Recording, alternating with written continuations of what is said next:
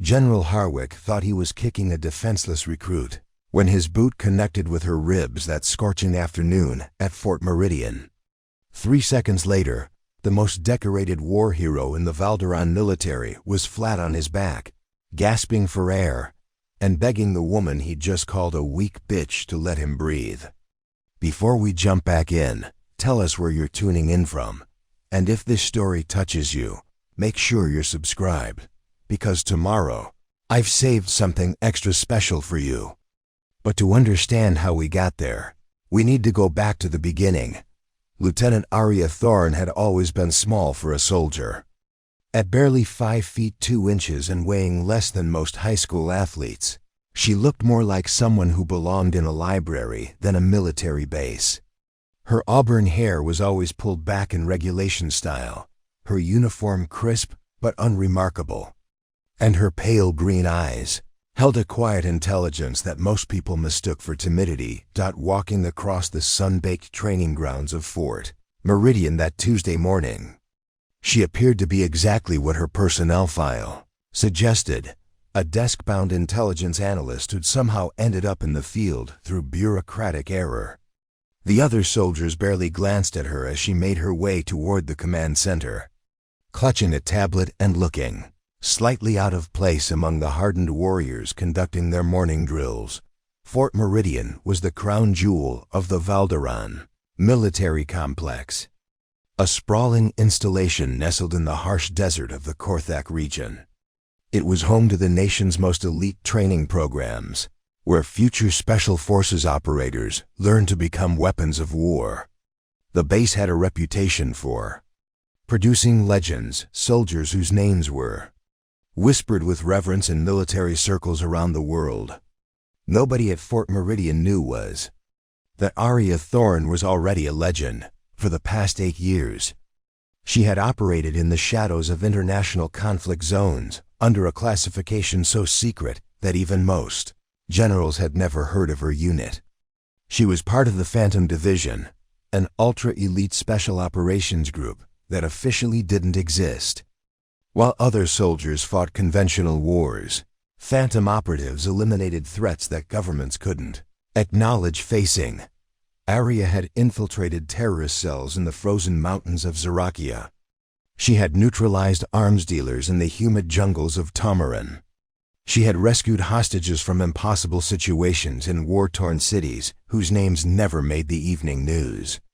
Her kill count was classified, but the psychological profiles of her targets filled entire filing cabinets in underground bunkers. But today, she wasn't hunting international criminals or conducting covert operations behind enemy lines. Today, she was doing something far more mundane yet equally important: investigating reports of systematic abuse within Valdora's own military ranks. The Ministry of Defense had received a series of anonymous complaints about Fort Meridian, stories of brutal hazing that went far beyond military discipline, accounts of promising recruits being driven to suicide by senior officers who confused sadism with strength, reports of a culture so toxic that it was producing broken soldiers instead of elite warriors. The brass couldn't ignore the allegations, but they also couldn't afford a scandal that might undermine public confidence in the military. So they did what they always did when they needed a problem solved quietly and efficiently. They called the Phantom Division. Aria's mission was straightforward: infiltrate Fort Meridian under deep cover, assess the situation, and provide actionable intelligence. Her cover identity as a low-ranking intelligence analyst was perfect. Nobody paid attention to desk officers, and her apparent weakness would make her invisible to the very predators she was hunting. She had been on base for 2 weeks now, and what she'd discovered was worse than the report suggested. The abuse wasn't random or sporadic. It was systematic, methodical, and sanctioned by the highest levels of the base command structure.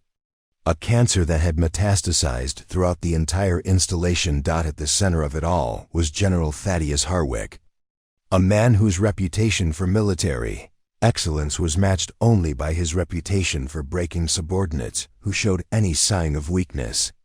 Harwick was old-school military in the worst possible way, a product of an era when brutality was mistaken for discipline and cruelty was considered character-building. The general was an imposing figure, standing 6 feet 4 inches with the kind of physique that comes from decades of military conditioning.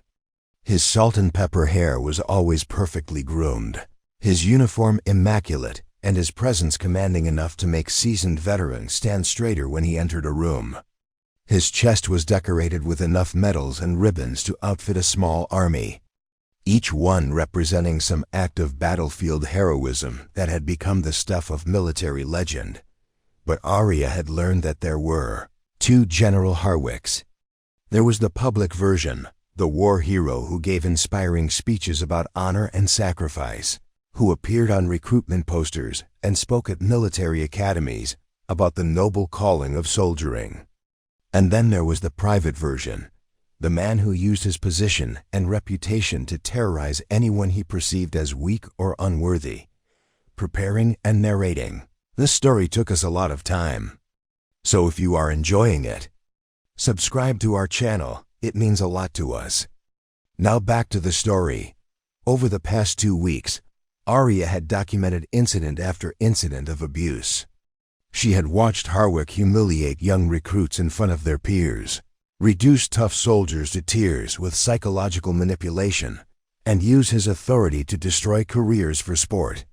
She had seen promising officers transfer out rather than endure his attention, and heard whispered stories of recruits who had simply disappeared rather than face another day under his command.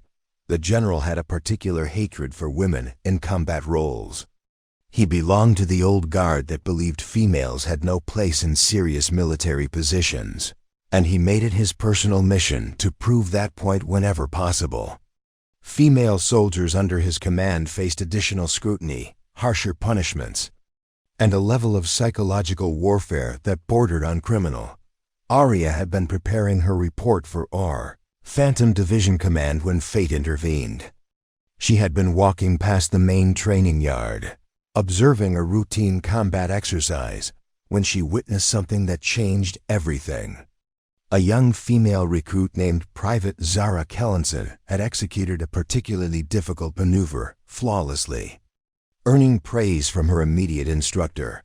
General Harwick had been watching from the observation platform, and Aria could see his face darken as the other recruits applauded Kellenson's performance. In that moment, she knew exactly what was going to happen next. The general couldn't tolerate competence in someone he considered inferior, especially when that competence was being publicly acknowledged. True to form, Harwick had descended from the platform like an avenging angel, his face twisted with manufactured rage. What followed was 10 minutes of the most vicious verbal assault Aria had ever witnessed outside of an interrogation chamber. The general had torn into Kellenson with surgical precision, attacking not just her performance, but her character, her worthiness to wear the uniform, and her right to exist in his army. But Private Kellenson had made the fatal error of standing her ground. Instead of wilting under the assault, she had maintained her military bearing and politely but firmly defended her actions. She had been respectful, professional, and completely correct in her assessment of the situation, which was exactly what General Harwick couldn't tolerate. That's when Aria made her decision. She had been sent to observe and report, but some lines couldn't be crossed, even in the name of maintaining cover. As she watched the general's rage build toward what was obviously going to be physical violence, she knew her mission parameters had just changed. It was time to remind General Thaddeus Harwick that predators weren't the only dangerous things prowling the grounds of Fort Meridian. Aria's cover story as Lieutenant Thorne, Intelligence Analyst 3rd Class, was meticulously crafted by the best fabrication specialists in the Phantom Division. On paper, she was a recent transfer from the Research and Development Wing at Fort Castellan, assigned to Fort Meridian to assist with routine data analysis and tactical assessment protocols. Her personnel file painted the picture of a competent but unremarkable officer whose greatest achievement was optimizing supply chain logistics. But beneath that carefully constructed facade lay a truth that would have shocked every person on the base. Aria Thorne was one of only 12 active members of the Phantom Division, a special operations unit so classified that most cabinet ministers didn't know it existed. While the military's official special forces handled high-profile missions that occasionally made headlines, Phantom operatives handled the threats that could never be acknowledged publicly. They were the government's ultimate problem solvers, individuals trained to eliminate obstacles that conventional warfare couldn't touch. Where diplomats failed and traditional military force was too blunt an instrument, Phantom Division provided surgical solutions to existential threats. The selection process for Phantom Division made Navy SEAL training look like summer camp. Of the thousands of elite soldiers who had attempted qualification over the past decade, only 37 had survived the initial screening. Of those, only 19 had completed the full program. 7 had died during training. 4 had suffered complete psychological breakdowns and were retired, with full medical benefits and manufactured cover. Stories. Aria was not just a Phantom operative, she was the youngest person ever to achieve the rank of Shadow Prime, the division's highest operational classification. At 26, she had completed 43 confirmed eliminations across 16 countries. Her specialty was deep infiltration and close-quarters elimination. But her skill set encompassed everything from advanced psychological manipulation to explosive demolitions. The irony of her current situation wasn't lost on her. Here she was, a woman who had single-handedly dismantled a terrorist cell in the mountains of Corvathia, pretending to struggle with basic military protocols while seasoned officers treated her like a liability. Her real mission at Fort Meridian had begun 3 months earlier when Colonel Nathaniel Cross, director of Phantom Division Operations, had called her into his office at the organization's headquarters, buried beneath the streets of the capital city. The meeting itself was unusual. Phantom operatives typically received their assignments through encrypted digital channels, meeting face-to-face only when situations demanded absolute security. "We have a problem," Cross had said without preamble, sliding a thick manila folder across his desk. "Fort Meridian is producing damaged soldiers instead of elite warriors, and it's starting to affect operational readiness across multiple theaters." The folder contained personnel files, medical reports, and psychological evaluations that painted a disturbing picture. Over the past 18 months, Fort Meridian had experienced a 300% increase in early discharge rates, a 450% spike in requests for psychological counseling, and a disturbing number of what the reports euphemistically called training accidents that had resulted in permanent injuries. More troubling were the soldiers who did complete their training at Fort Meridian. Many were showing signs of what military psychologists termed dysfunctional aggression patterns, a tendency toward unnecessary brutality that made them liabilities in sensitive operations. Others exhibited the opposite problem, displaying such psychological damage that they were essentially useless in high-stress combat situations. "Intelligence suggests the problem originates at the command level," Cross had continued. "Someone with enough authority to create a culture of systematic abuse, but enough political protection to avoid scrutiny from conventional oversight." The mission parameters were unlike anything Aria had handled before. Instead of eliminating a target, she was to infiltrate, observe, and gather evidence of criminal misconduct within Valdora's own military structure. The ultimate goal wasn't assassination. It was exposure and prosecution through legitimate channels. "This isn't a termination mission," Cross had emphasized. "We need these people alive and facing public accountability. The government wants to demonstrate that no one is above military justice, not even decorated generals." Aria had spent 6 weeks preparing for the assignment. She had studied every aspect of military intelligence analysis, memorizing protocols and procedures until she could perform the role convincingly. She had undergone subtle physical modifications, contact lenses to change her eye color, temporary tattoo removal, and even a slight alteration to her facial structure through advanced prosthetics. Most challenging of all, she had to learn how to appear weak and incompetent without actually becoming vulnerable. It was a delicate balance. She needed to be overlooked and underestimated. But she couldn't allow that facade to put her in genuine danger. The past 2 weeks at Fort Meridian had been an exercise in controlled frustration. Every day, she watched career soldiers abuse their authority while she documented their crimes and maintained her cover. Every evening, she transmitted encrypted reports to Phantom Division headquarters, building the case that would eventually bring down everyone involved. Her quarters in the officers' barracks were sparse and unremarkable, exactly what one would expect for a low-ranking analyst. But hidden behind a false panel that would fool any conventional inspection were the tools of her actual trade. Surveillance equipment that could record conversations through reinforced concrete walls. Communication devices that could reach Phantom Division command from anywhere on Earth, weapons disguised as everyday objects that could eliminate targets silently and efficiently.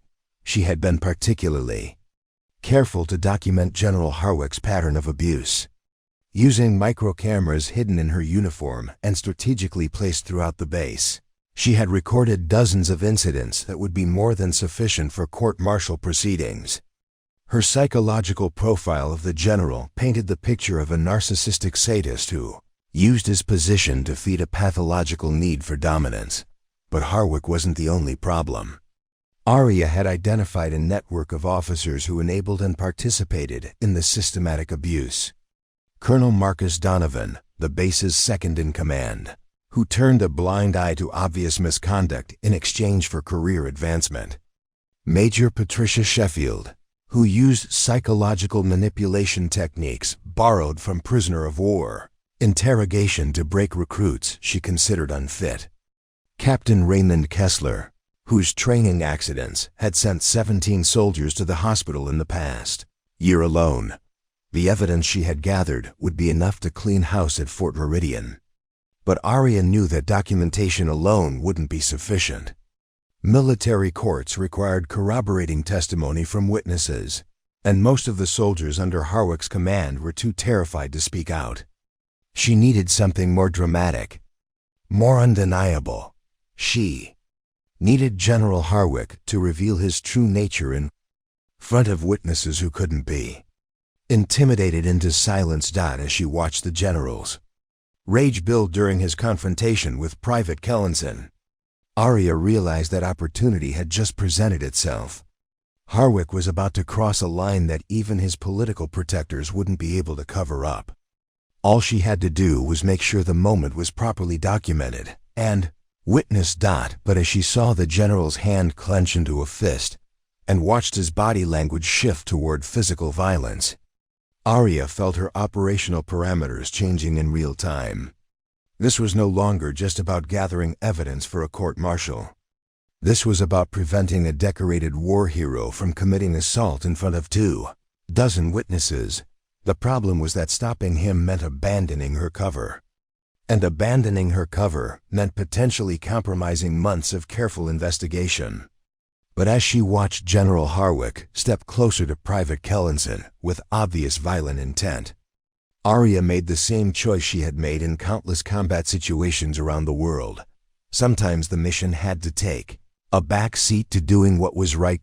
She began walking toward the confrontation, her mind already calculating angles of attack and anticipating Harwick's likely responses. The general might have 40 years of military experience and a reputation that intimidated world leaders. But he had never faced anyone like Aria Thorne. He was about to learn that there were predators in this world that even decorated generals should fear. General Thaddeus. Harwick ruled Fort Meridian like a feudal lord presiding over his personal kingdom. At 53, He was the youngest general in Valdoran military history to command a training installation of this magnitude, and he wore that distinction like armor against any criticism of his methods. His rise through the ranks had been meteoric, fueled by genuine battlefield heroics that had earned him 3 Distinguished Service Crosses, 2 Purple Hearts, and the grudging respect of even his harshest critics. But power had a way of corrupting even the most decorated heroes, and Harwick's transformation from war hero to institutional tyrant had been as gradual as it was complete. The general's inner circle consisted of 4 senior officers who had learned that their careers depended entirely on their willingness to enable his increasingly sadistic approach to military leadership.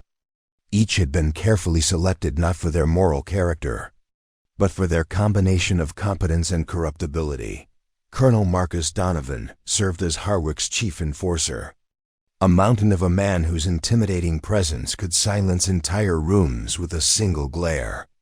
Donovan had earned his rank through 30 years of faithful service, but his loyalty to Harwick went beyond professional obligation. The general had saved Donovan's career after a scandal involving misappropriated funds early in his tenure as colonel. That debt of gratitude had transformed Donovan into Harwick's most reliable attack dog, willing to destroy anyone who threatened his patron's authority. Major Patricia Sheffield brought a different kind of menace to Harwick's operation. Where Donovan relied on physical intimidation, Sheffield specialized in psychological warfare. Her background in military intelligence had given her a thorough understanding of interrogation techniques and behavioral manipulation. Under Harwick's direction, she had adapted those skills to identify and exploit the psychological weaknesses of recruits who showed signs of independent thinking or moral resistance to the general's methods. Captain Raymond Kessler was perhaps the most dangerous member of the inner circle because his sadism was wrapped in the veneer of legitimate training protocols. As the base's chief training officer, Kessler had redesigned combat exercises to maximize the potential for accidental injuries among recruits who had earned Harwick's displeasure. His training accidents always looked plausible enough to pass cursory investigation. But the pattern was clear to anyone willing to look closely enough. The 4th member of the group was Lieutenant Colonel Deanna Voss, whose role was to manage the administrative aspects of their operation. Voss controlled personnel files, medical records, and incident reports, ensuring that evidence of systematic abuse was either buried in bureaucratic red tape or disappeared entirely. Her meticulous attention to detail had kept their activities hidden from oversight committees and inspector generals for nearly 2 years. Together, this quartet had transformed Fort Meridian from a premier training facility into what amounted to a sophisticated torture operation, designed to break down recruits and rebuild them as unquestioning followers of Harwick's particular brand of military doctrine. Their methods were as varied as they were cruel. Physical hazing that pushed recruits beyond their breaking points, often resulting in injuries that ended promising military careers before they could truly begin. Psychological manipulation that identified each individual's deepest fears and insecurities, then weaponized that knowledge to destroy their confidence and self-worth. Social isolation techniques that turned recruits against each other, creating an atmosphere of paranoia and mistrust that prevented them from organizing any meaningful resistance. But Harwick's special hatred was reserved for female soldiers who dared to excel in traditionally male-dominated roles. The general belonged to a generation of military leaders who viewed women in combat positions as a dangerous social experiment that weakened unit cohesion and operational effectiveness. He had made it his personal mission to prove that point by systematically destroying the careers of any female soldier who showed exceptional competence or leadership potential. Private Zara Kellenson had made the fatal error of being both female and exceptionally talented. At 22, she was already showing the kind of tactical instinct and physical capability that marked future Special Forces candidates. Her performance scores were consistently in the top 5% of her training class, and her natural leadership ability had earned the respect of her fellow recruits, which made her a priority target for General Harwick's attention. The general had been watching Kellinson for weeks, waiting for the right opportunity to demonstrate his power and make an example that would discourage other female recruits from harboring similar ambitions. Her flawless execution of the combat maneuver had provided exactly the pretext he needed. The verbal assault that followed was a masterclass in psychological destruction. Harwick had spent decades perfecting the art of finding exactly the right words to shatter a person's confidence and self-worth. He attacked not just Kellinson's performance, but her fundamental identity as a soldier and as a human being. "You think that pathetic display of showboating makes you special, recruit?" His voice carried across the training yard with the authority of divine judgment. "You think because you can execute one simple maneuver without falling on your face, you belong in the same army as real warriors?" The other recruits had stopped their exercises to watch, creating a circle of witnesses that amplified the humiliation. Harwick knew that public degradation was far more effective than private discipline. The shame would follow Kellinson long after the immediate confrontation ended. "I've seen circus performers with better tactical awareness than you just displayed," he continued, his voice rising with calculated fury. "The fact that your instructor praised that amateur hour performance tells me everything I need to know about the declining standards of this installation." Private Kellinson had maintained her military bearing throughout the initial assault, standing at attention with her eyes fixed straight ahead. But Harwick could see the slight tremor in her hands that indicated his words were having the desired effect. Fear was beginning to override training exactly as he had intended. But then something unexpected happened. Instead of crumbling under the sustained verbal abuse, Kellinson found her voice. "Sir, with respect, I executed that maneuver according to the protocols outlined in the field manual. My instructor's praise was based on proper technique and tactical effectiveness." The training yard went silent. Even the insects seemed to stop buzzing in the sudden stillness that followed Kellinson's words. No recruit had ever dared to contradict General Harwick during one of his disciplinary sessions. The very audacity of her response was so shocking that several witnesses later claimed they could actually feel the temperature drop. Harwick's face went through a series of expressions that would have been comical in any other context. Surprise gave way to disbelief, which transformed into a fury so pure and concentrated that it seemed to radiate from his body like heat from a forge. His hands clenched into fists, and the muscles in his jaw worked as he struggled to process the unprecedented act of defiance. "What did you just say to me, recruit?" His voice was barely above a whisper, but it carried more menace than any shout could have conveyed. Kellinson swallowed hard, but maintained her position. "Sir, I said that my execution of the maneuver was technically correct according to established protocols." That's when Colonel Donovan stepped forward, recognizing the danger signals in his commanding officer's body language. The general was approaching the kind of rage that had once resulted in him hospitalizing a subordinate officer during his deployment in Corvathia. The incident had been covered up, and the officer had been quietly transferred. But Donovan knew that such solutions wouldn't work in front of 24 witnesses. But Harwick was beyond reason now. The combination of public contradiction and challenge to his authority had triggered something primal in his psychology. In his mind, this wasn't just about military discipline anymore. It was about establishing dominance through whatever means necessary.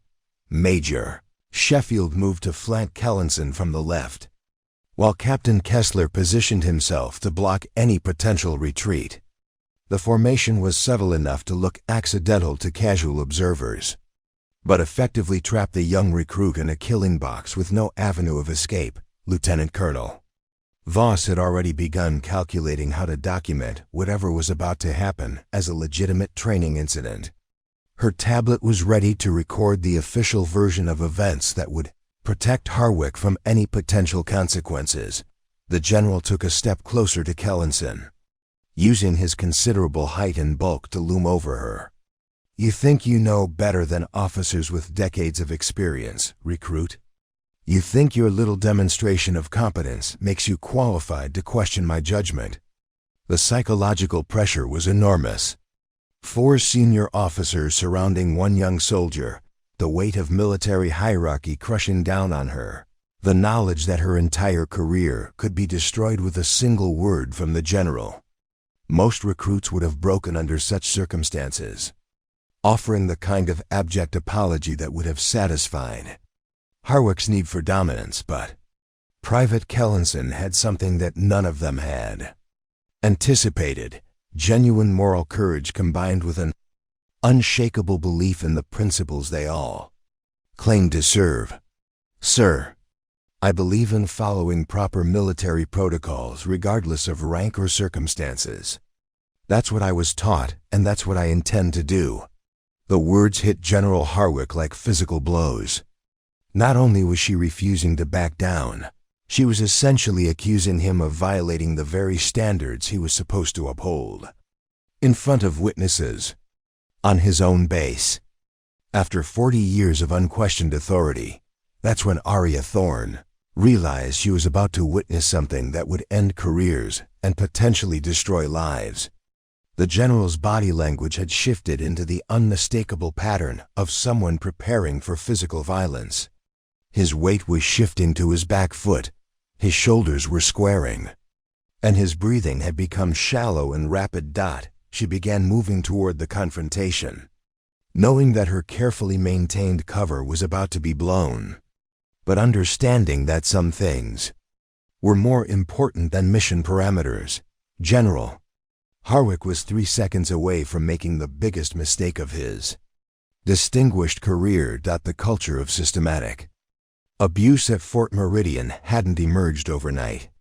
It had been carefully cultivated over nearly 3 years of General Harwick's command, growing like a malignant tumor until it infected every aspect of base operations. What had started as aggressive leadership had gradually transformed into something far more sinister, a deliberate program of psychological and physical destruction. Disguised as military training, the pattern was always the same. New recruits would arrive at Fort Meridian, filled with patriotic enthusiasm and genuine desire to serve their country. Within weeks, Harwick and his inner circle would identify those who showed exceptional promise, independent thinking, or moral courage, the very qualities that should have marked them as future leaders. These individuals would then be subjected to increasingly brutal treatment designed to break their spirit and remake them in Harwick's twisted image. The process began subtly. Selected recruits would find themselves assigned to the most dangerous training exercises, given impossible tasks with no margin for error, or subjected to random inspections that inevitably resulted in punishment for imaginary infractions. Sleep deprivation became a weapon, with targeted individuals forced to perform additional duties that left them exhausted and vulnerable to further abuse. As the pressure mounted, most recruits either broke completely or learned to suppress their natural instincts for justice and independent thought. Those who broke were quietly transferred out or medically discharged, their potential wasted and their faith in military service permanently damaged. Those who survived emerged as hollow shells of their former selves, technically competent soldiers who had learned that blind obedience was the only path to survival. Private First Class Jeremy Morrison had been one of the early casualties. A former Eagle Scout and valedictorian from rural Ashford County, Morrison had arrived at Fort Meridian with dreams of becoming a military engineer. His technical aptitude and natural problem-solving abilities had quickly caught the attention of instructors, who recommended him for accelerated training programs. That recommendation had also caught General Harwick's attention. Within a month, Morrison found himself the target of increasingly aggressive corrective training sessions. Equipment failures during his exercises became suspiciously common. His bunk was subjected to multiple inspections per week, with infractions discovered that other recruits somehow avoided. Training accidents began occurring around him with disturbing frequency. The breaking point came when Morrison witnessed Captain Kessler deliberately sabotaging safety equipment that another recruit would be using for a high-altitude training exercise. Morrison's moral compass wouldn't allow him to remain silent, so he reported the incident through proper channels. 2 days later, Morrison suffered his own equipment failure during a rappelling exercise. The accident resulted in a compound fracture of his left leg and permanent nerve damage that ended his military career before it had truly begun. The investigation concluded that Morrison had failed to properly inspect his equipment before use, a finding that ignored multiple witness statements suggesting otherwise. Morrison was medically discharged. 3 weeks later, his dreams shattered and his faith in military justice destroyed. But his case established the template that would be used against dozens of other recruits over the following years. Corporal Sarah Martinez had shown exceptional marksmanship skills and tactical awareness during her advanced infantry training. Her instructors had quietly discussed the possibility of recommending her for sniper school, a conversation that unfortunately took place within earshot of Major Sheffield's extensive surveillance network. Martinez found herself subjected to psychological warfare techniques that would have been considered torture if applied to enemy prisoners. Her personal mail was intercepted and read aloud during formation assemblies. False rumors about her personal life were systematically spread throughout the base. Training scenarios were designed to put her in impossible situations where failure was guaranteed and success was impossible. The campaign against Martinez culminated when she was accused of stealing equipment that had actually been relocated by base personnel acting on Sheffield's orders. Despite a complete lack of evidence, Martinez was court-martialed and sentenced to 6 months in military prison. The conviction effectively ended her career and left her with a criminal record that would haunt her for the rest of her life. The pattern repeated itself with mechanical precision. Any recruit who showed independence, moral courage, or exceptional ability was systematically targeted for destruction. The methods varied, but the outcome was always the same. Promising soldiers were either broken completely or driven out of the service entirely. But the true genius of Harwick's system lay not in its brutality, but in its deniability. Every incident was carefully documented as legitimate training accidents, justified disciplinary actions, or unavoidable consequences of military service. The general's political connections ensured that oversight committees saw only sanitized reports that painted Fort Meridian as a model installation producing elite soldiers. Behind the facade, however, the statistics told a different story. Fort Meridian's suicide rate was 3 times the military average. Medical discharges for psychological trauma had increased by 400% since Harwick's arrival. The base's completion rate for advanced training programs had plummeted. Despite receiving some of the most promising recruits in the entire military system. Most telling of all was the performance of soldiers who did complete their training at Fort Meridian. Follow-up studies showed alarming patterns of behavior in operational units. Some graduates displayed excessive aggression and disregard for civilian casualties that made them liabilities in sensitive operations.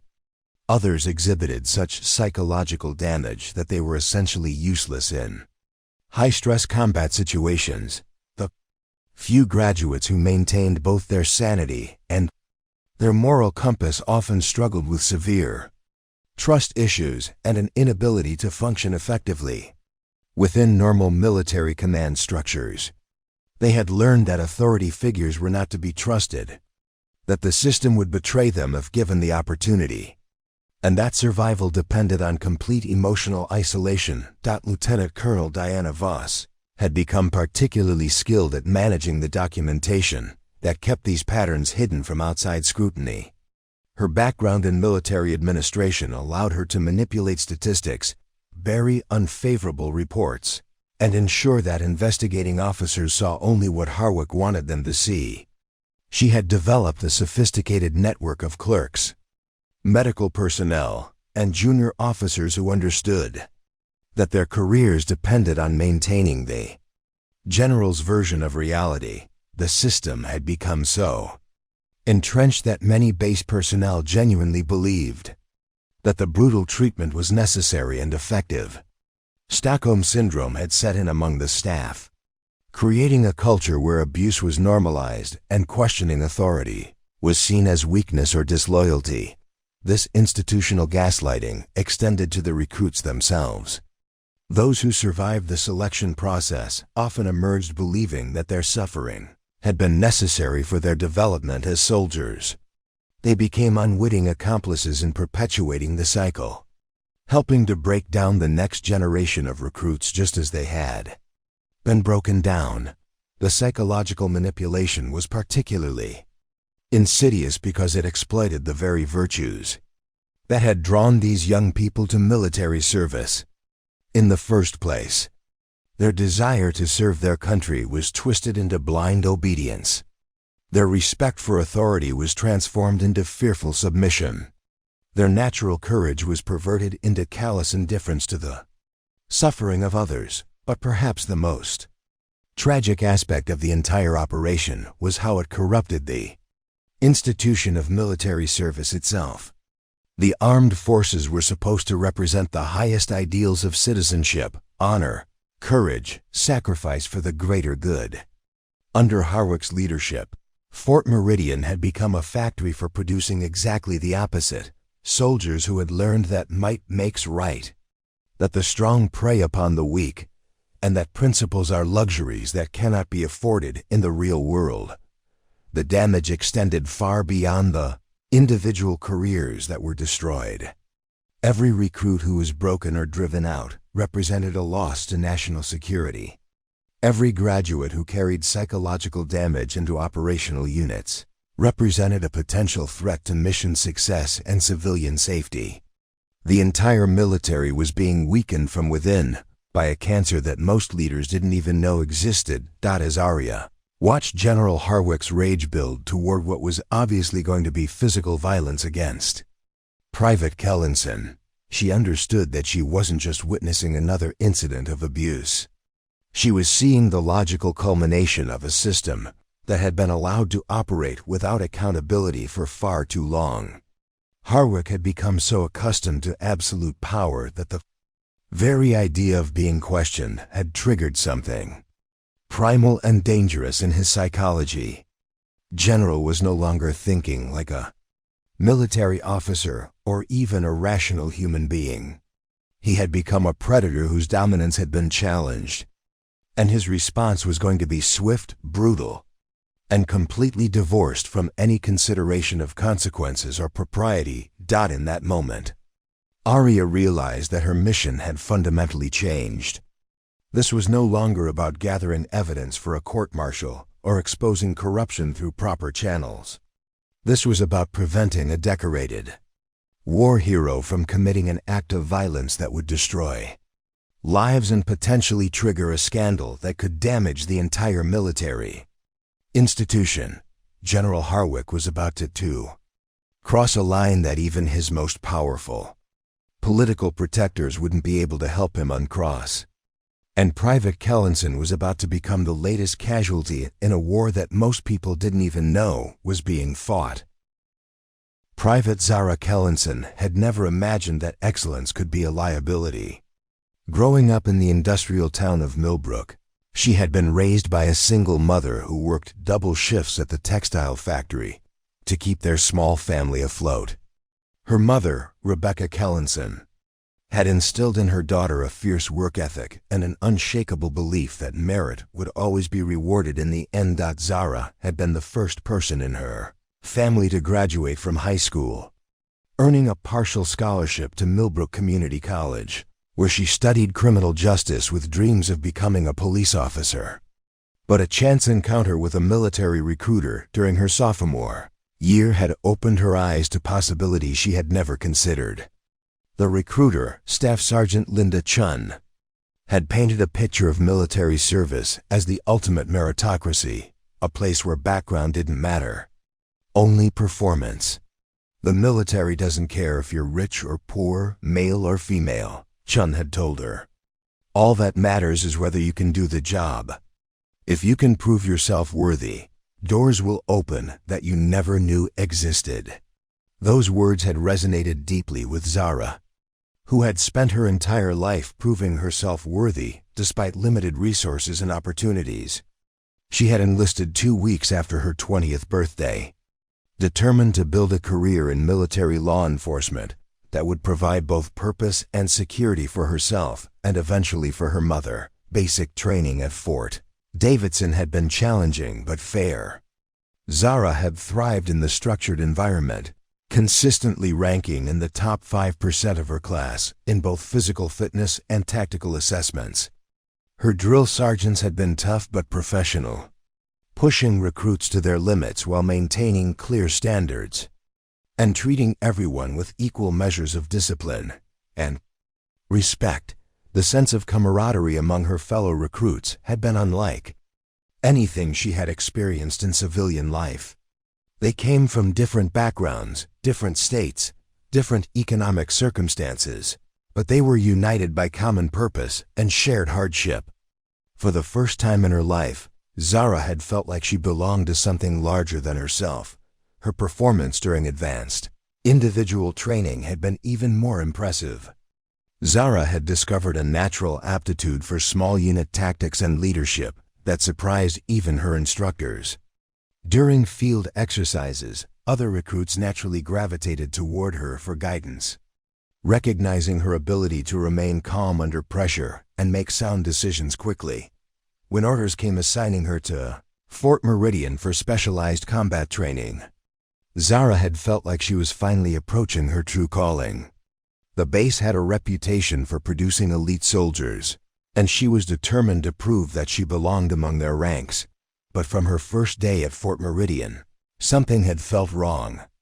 The atmosphere was different from her previous training installations, heavier, more oppressive, charged with an undercurrent of fear that she couldn't quite identify.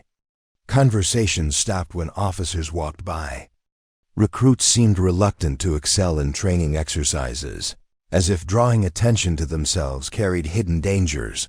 Her bunkmate, Private Lisa Hoffman, had tried to warn her during their second week on base. "Keep your head down, Zara," Hoffman had whispered after lights out. "Don't volunteer for anything, don't ask questions, and definitely don't let them see how good you really are." "What are you talking about?" Zara had replied. "We're here to become the best soldiers we can be. That's the whole point." Hoffman had been quiet for a long moment before responding. "The point here isn't about becoming better soldiers. It's about learning to survive. Trust me on this. Excellence gets you noticed, and being noticed here is the last thing you want." Zara had dismissed Hoffman's warning as paranoia born from homesickness and stress. She had continued to perform at her highest level, believing that her instructors would recognize her potential and provide opportunities for advancement. She had volunteered for extra training, stayed after hours to perfect techniques she found challenging, and maintained the same aggressive pursuit of excellence that had served her so well throughout her military career. The first sign of trouble had come during her third week when she had been selected for additional physical training sessions with Captain Kessler. These sessions, supposedly designed to prepare promising recruits for special operations training, took place after regular hours and involved exercises that seemed designed more to cause injury than to build capability. During one particularly brutal session, Zara had watched Captain Kessler deliberately weaken a rope that another recruit would be using for a climbing exercise. When she had pointed out the safety hazard, Kessler had turned on her with barely contained fury. "Are you questioning my methods, recruit?" he had demanded. "Do you think your few months of military service makes you qualified to assess my training protocols?" Zara had maintained her military bearing while explaining her observation, but she could see the cold calculation in Kessler's eyes as he processed her response. From that moment forward, she had found herself subjected to increasingly dangerous and seemingly pointless exercises that left her exhausted and frequently injured. The psychological pressure had begun shortly afterward.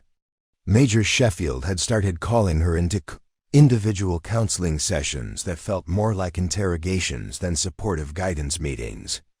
These sessions always began with seemingly innocent questions about her background, her motivations for military service, and her long-term career goals.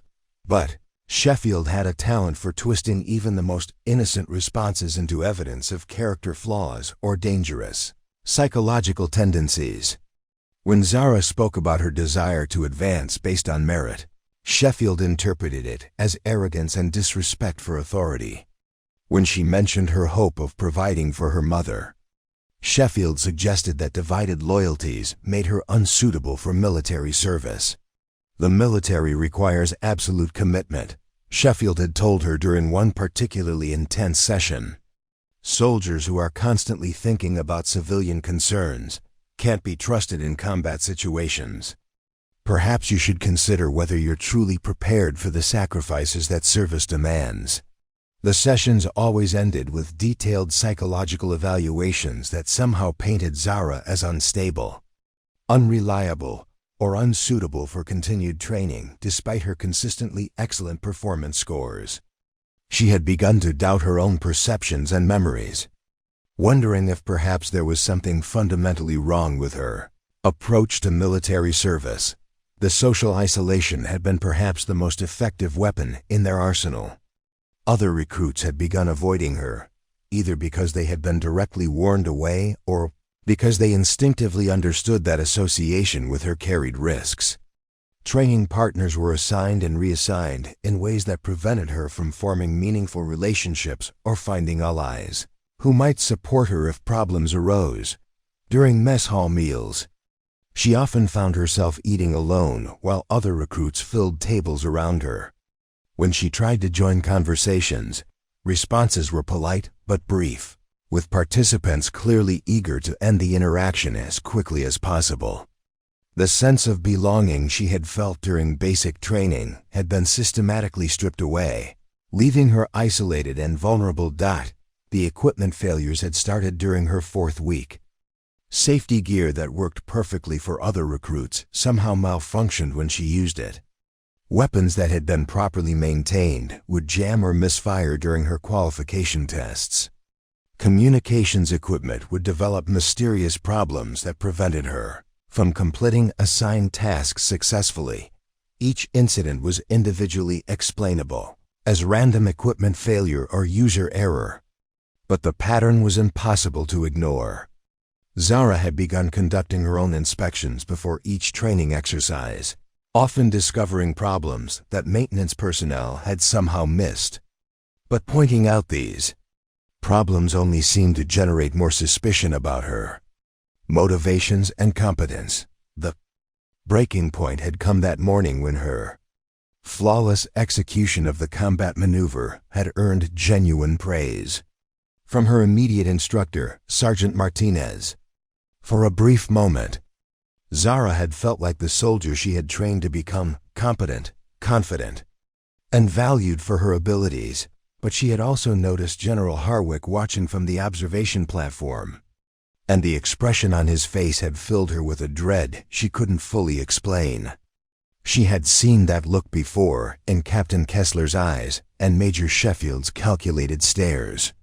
It was the look of a predator that had identified its next victim when the general had descended from the platform with obvious hostile intent. Zara had understood that her moment of recognition was about to become her greatest liability. Everything that had happened to her over the past month, the dangerous training, the psychological manipulation, the social isolation, The equipment failures had been building toward this confrontation. As General Harwick began his verbal assault, attacking not just her performance, but her fundamental right to exist as a soldier. Zara felt the weight of every broken dream and shattered career that had preceded hers. She understood that this wasn't really about military discipline or training standards. This was about power, dominance, and the systematic destruction of anyone who threatened the established order. But somewhere deep inside, the voice of her mother echoed with words that had sustained her through every challenge she had ever faced. Excellence is never a mistake, Zara. Stand up for what's right, even when it's hard. Especially when it's hard. That's why, despite every instinct screaming at her to submit and apologize, Private Zara Kellenson had found the courage to defend her actions and maintain her dignity in the face of overwhelming institutional power. She was about to learn that courage, while admirable, could also be extremely dangerous when directed against predators who had never learned to accept defiance. The confrontation escalated with terrifying speed, transforming from a disciplinary encounter into something far more dangerous and personal. General Harwick's face had turned a deep crimson that spoke of blood pressure spiking to dangerous levels, while his hands trembled with barely controlled rage. The verbal assault he had launched against Private Kellenson was no longer about military discipline. It had become a primal display of dominance from a predator whose authority had been challenged. "You insubordinate little wretch," Harwick snarled, stepping closer until he towered directly over Kellenson. "You think your pathetic display of defiance makes you some kind of hero? You think standing up to your superiors shows character?" The circle of witnesses had grown larger as word of the confrontation spread throughout the training area. Recruits who had been conducting other exercises had abandoned their tasks to observe what was clearly becoming a defining moment in the base's toxic culture. Some watched with horrified fascination, others with the morbid curiosity of people witnessing a car accident in slow motion. Colonel Donovan had positioned himself strategically behind Kellenson, his massive frame blocking any potential retreat, while maintaining the illusion that he was simply observing the disciplinary action.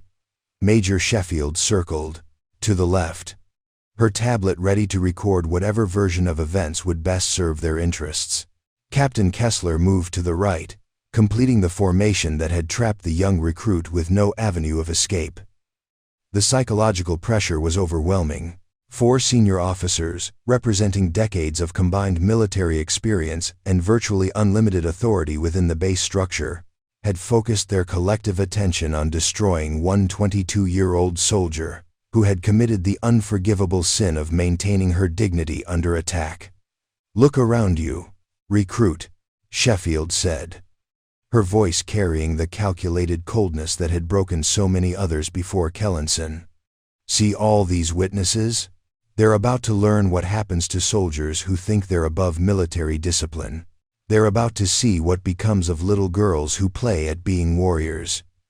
The comment drew nervous laughter from some of the watching recruits, not because they found it amusing, but because they recognized the social cues that indicated they were expected to participate in Kellenson's humiliation.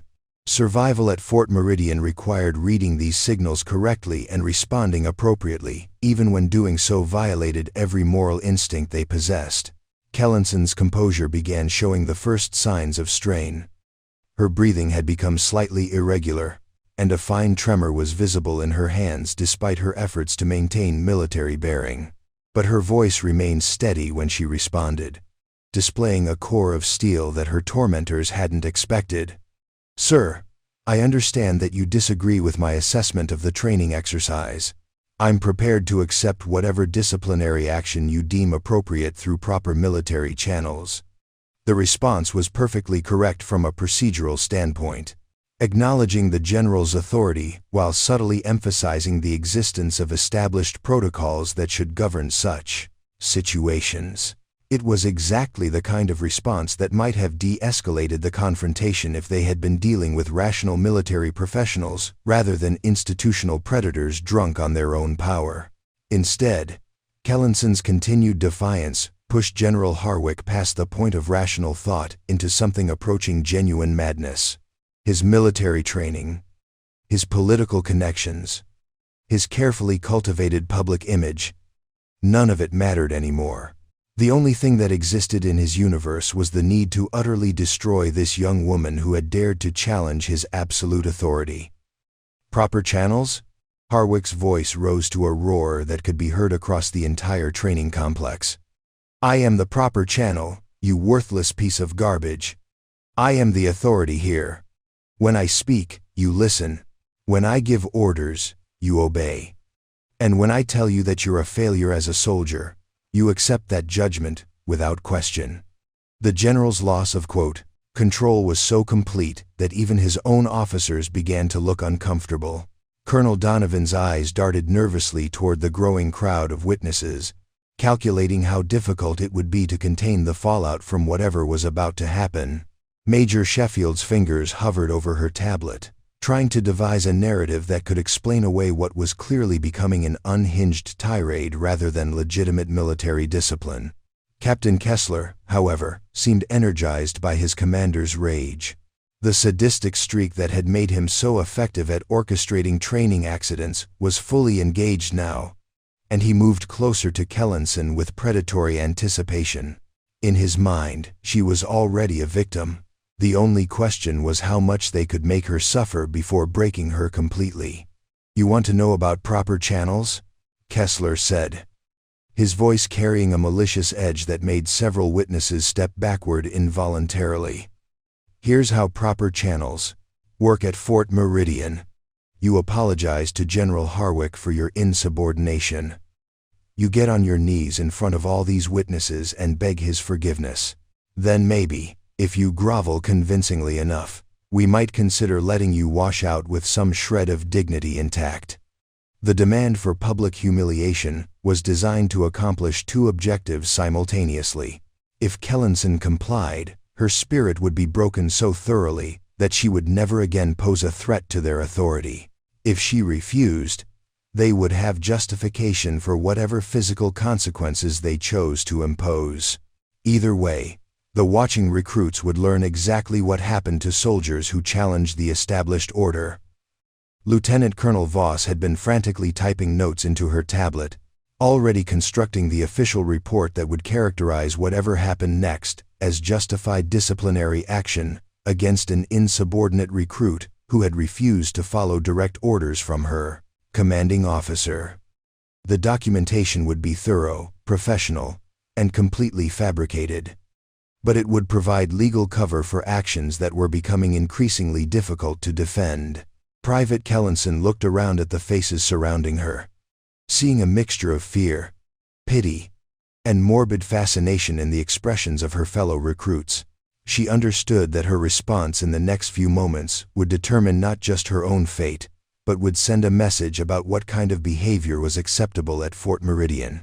If she submitted to their demands, she would be validating a system that had already destroyed too many promising careers. But if she continued to resist, she was almost certainly facing consequences that could extend far beyond military discipline into potential criminal charges, medical discharge, or worse. The four officers surrounding her had made it clear that they were prepared to go to extraordinary lengths to maintain their power and authority. The silence stretched for what felt like hours, but was probably only 30 seconds. During that time, multiple calculations were being made by everyone present. The officers were gauging how far they could push, without creating a scandal that even their political protectors couldn't contain. The recruits were trying to determine whether intervention would help Kellenson or simply add themselves to the list of targets. Kellenson herself was weighing the cost of continued defiance against the price of surrendering her principles. Finally, she spoke, her voice carrying across the training yard with surprising strength and clarity. Sir, I will not apologize for executing a training maneuver correctly, and I will not kneel for any reason other than to provide medical assistance to a fellow soldier. If you believe my conduct warrants disciplinary action, I respectfully request that such action be taken through the appropriate military justice system with proper documentation and due process. The response was a masterpiece of military protocol delivered under impossible circumstances. Kellenson had acknowledged the general's authority while refusing to participate in her own humiliation. She had referenced established procedures that provided some protection against arbitrary punishment. Most importantly, she had done so in front of dozens of witnesses who would be able to testify about what had actually occurred. General Harwick's reaction was immediate and explosive. The careful facade of military professionalism that he had maintained throughout his career finally crumbled completely, revealing the petty tyrant that had been lurking beneath the surface. His hand moved to his sidearm in a gesture that was unmistakably threatening, while his face contorted with rage that bordered on psychotic. "You little bitch," he snarled, abandoning all pretense of appropriate military language. "You think you can embarrass me in front of my own soldiers? You think you can question my authority and walk away?" That's when the general made the decision that would end his career and validate every accusation that had been made about Fort Meridian's toxic culture.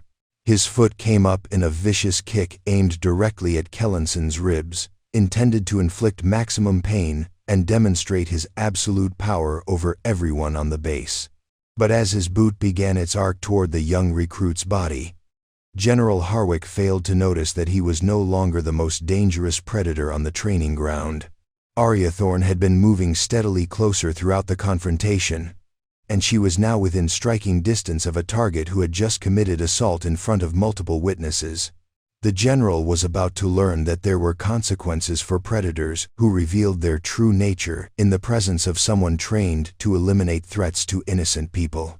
The moment of decision arrived with crystalline clarity that cut through every other consideration in Aria's mind. Years of phantom division training had conditioned her to recognize the precise instant when observation must transform into action, when the luxury of maintaining cover became subordinate to the moral imperative of preventing harm to innocent people. As General Harwick's boot began its vicious arc toward Private Kellenson's ribs, time seemed to dilate in that strange way that combat veterans knew well. Aria's enhanced situational awareness, honed through countless life or death encounters, cataloged every relevant detail in the space between heartbeats. The angle of Harwick's attack, the positioning of his 4 accomplices, the location of every witness, the multiple escape routes available once she committed to action. But beneath the tactical calculations lay something far more fundamental. A core of moral conviction that had survived 8 years of black operations and classified missions that had tested the boundaries of her humanity. The same principle that had driven her to volunteer for the most dangerous assignments was now compelling her to abandon everything she had worked for over the past 2 weeks. Lieutenant Aria Thorne, intelligence analyst and undercover operative, ceased to exist in that moment. What remained was the woman who had sworn an oath to protect the innocent and defend the Constitution against all enemies, foreign and domestic. General Harwick had just revealed himself to be precisely the kind of domestic enemy that oath was designed to address. Her decision matrix collapsed into brutal simplicity. A decorated general was about to commit assault against a subordinate who had committed no crime beyond maintaining her dignity under pressure. The political ramifications, the mission parameters, the potential consequences for her own career, none of it mattered anymore. Some lines could not be crossed, regardless of rank or authority. Aria moved with the fluid precision that had made her legendary among Phantom Division operatives. Her approach was angled to intersect Harwick's attack at the optimal moment, neither too early to seem premeditated nor too late to prevent injury to Kellenson. Every step was calculated to maintain the appearance of coincidental intervention while positioning her for maximum tactical advantage. The general was so focused on his victim that he remained completely unaware of the approaching threat. His tunnel vision, born from decades of unchallenged authority and recent moments of absolute rage, had eliminated his peripheral awareness entirely. In his mind, nothing existed beyond the need to physically dominate the young woman who had dared to question his power. Colonel Donovan was the first to notice Aria's approach, but his brain struggled to process what his eyes were seeing. The small intelligence analyst was moving with purpose and confidence that seemed completely inconsistent with her established persona. There was something predatory in her stride, something that triggered primitive warning signals in his subconscious despite his inability to consciously identify the threat. Major Sheffield looked up from her tablet just as Aria entered the engagement zone. Her psychological profiling instincts finally recognizing that the timid analyst had never actually been timid at all. The behavioral patterns she had observed over the past 2 weeks suddenly reconfigured themselves into a completely different picture. One that suggested careful observation rather than nervous uncertainty, controlled patience rather than social awkwardness. Captain Kessler was too focused on his anticipated enjoyment of Kellinson's suffering to notice anything beyond the immediate spectacle. His sadistic excitement had overwhelmed his tactical awareness, a fundamental failure that had been building since the confrontation began. In his eagerness to participate in the humiliation, he had forgotten the basic military principle of maintaining situational awareness at all times. Lieutenant Colonel Voss continued typing furiously into her tablet, still crafting the fictional narrative that would explain away whatever was about to happen. Her administrative mind remained locked on the problem of documentation and political cover, unable to process the rapidly changing dynamics of the actual situation unfolding around her. The watching recruits sensed the shift in atmosphere even if they couldn't identify its source. Those with combat experience recognized the particular tension that preceded violence, while others simply felt an instinctive urge to step backward from what was obviously becoming a dangerous situation. Conversations died away completely, as every witness focused on the unfolding drama with the intense attention that life-or-death moments commanded. Private Kellinson herself remained focused on General Harwick's approaching boot, her training taking over as she prepared to absorb the impact with minimal injury. She had noticed the small intelligence officer approaching but had no reason to expect intervention from someone who appeared to have no more authority or capability than herself. In her mind, she was about to suffer the consequences of her moral courage, while dozens of witnesses stood by helplessly.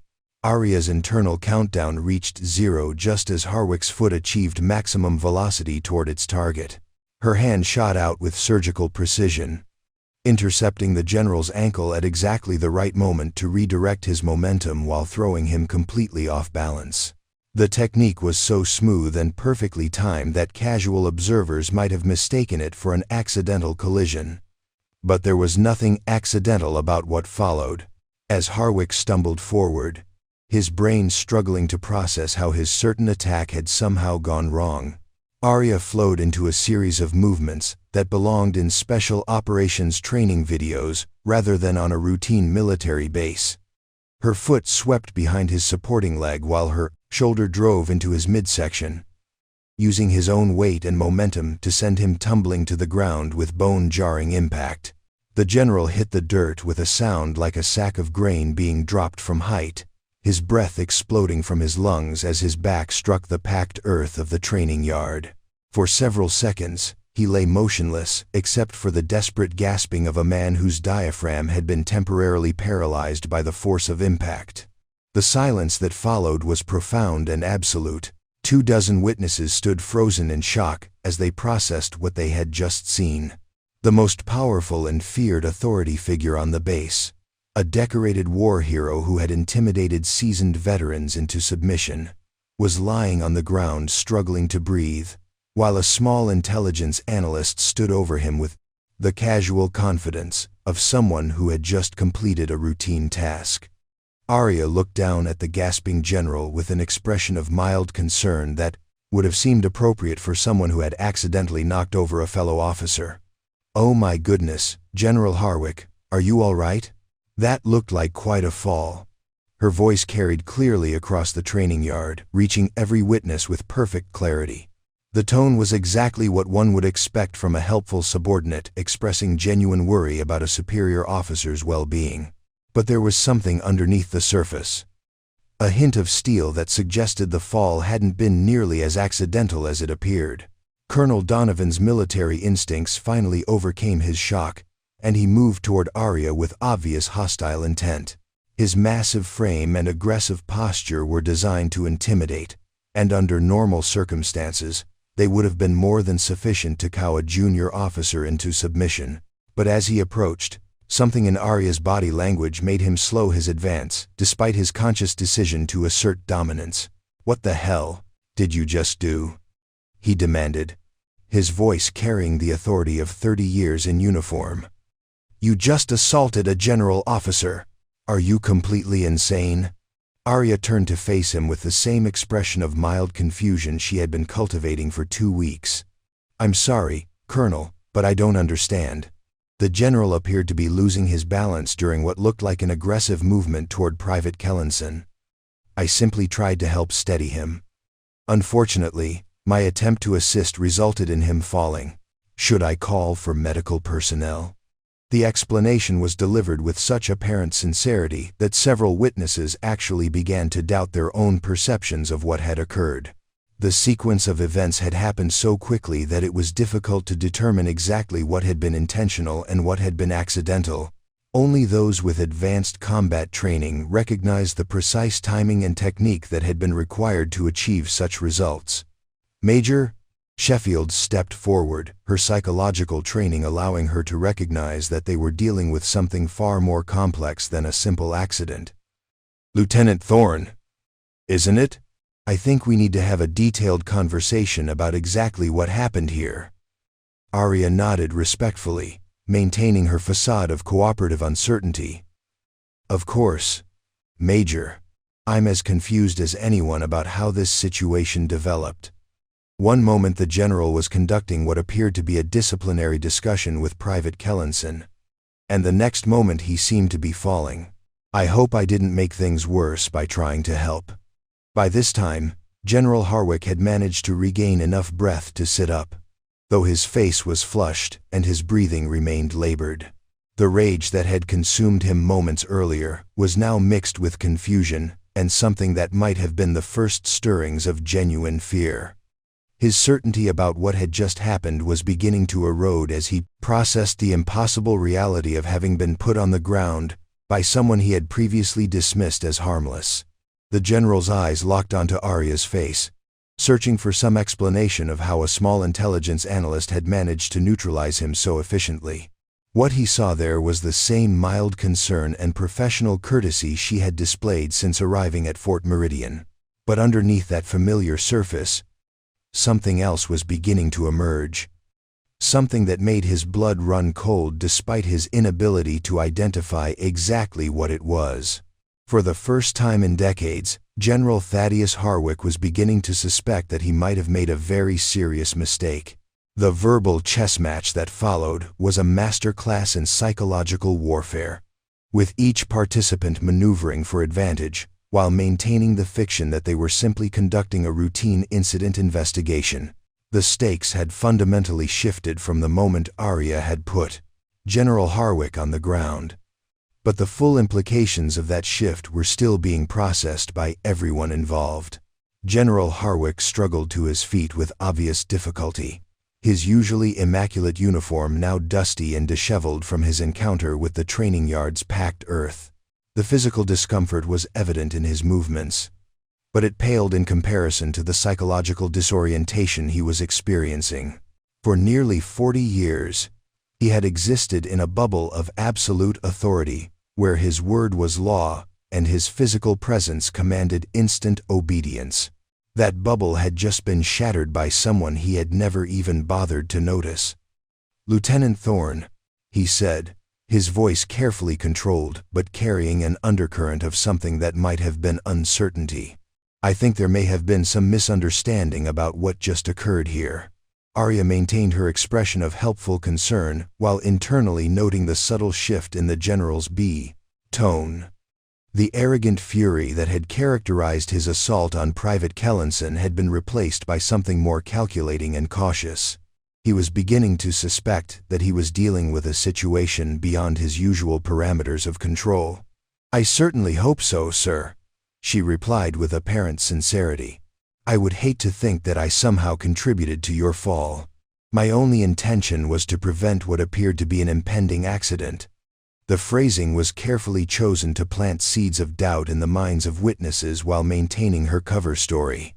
By characterizing Harwick's attack as an impending accident, she was subtly reframing the entire incident in terms that would be difficult for him to contradict without admitting to intentional assault. Colonel Donovan moved closer to the conversation, his bulk intended to intimidate through proximity. "Lieutenant, I want you to explain exactly what you thought you saw that required your intervention." The question was designed to trap her in inconsistencies that could be used to discredit her version of events. But Aria had been trained by experts in verbal combat who made military interrogators look like amateur therapists. She had been prepared for this moment from the instant she decided to act.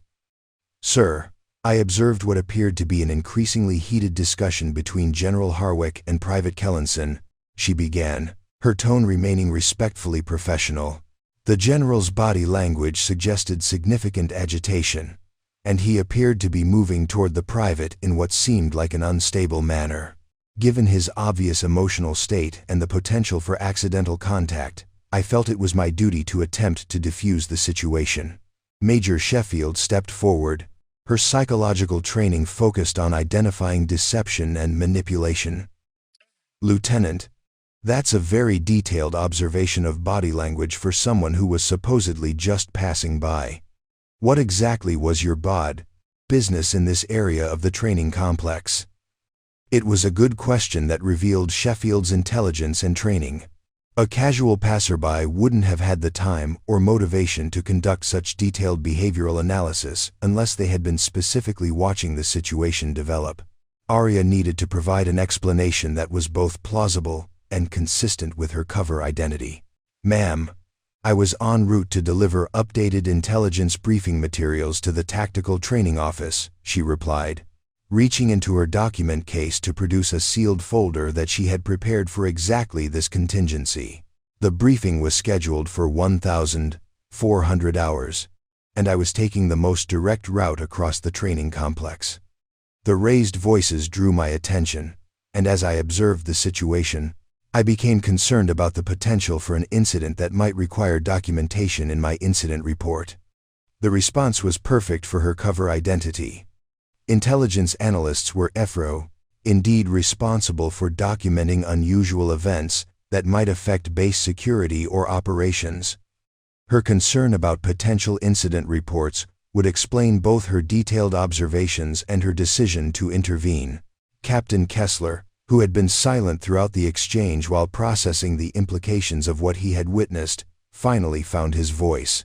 "This is all very interesting, but it doesn't explain how a desk officer managed to put a decorated general on the ground. That kind of thing doesn't happen by accident."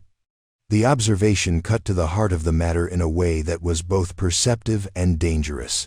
Kessler might have been a sadist, but he wasn't stupid, and his combat experience allowed him to recognize skilled technique when he saw it. Aria needed to address his challenge without revealing capabilities that would be impossible to explain. "Captain, I honestly don't understand what you're implying," she replied with convincing confusion. "I reached out to steady the general when he appeared to be losing his balance. Unfortunately, my attempt to help seemed to make his situation worse. I certainly don't have any special training in hand-to-hand combat beyond basic military requirements." Lieutenant Colonel Voss looked up from her tablet, where she had been frantically trying to craft a narrative that would protect the senior officers from liability while explaining away the obvious inconsistencies in the situation. "Lieutenant, your personnel file indicates that you completed basic combat training at Fort Davidson 18 months ago.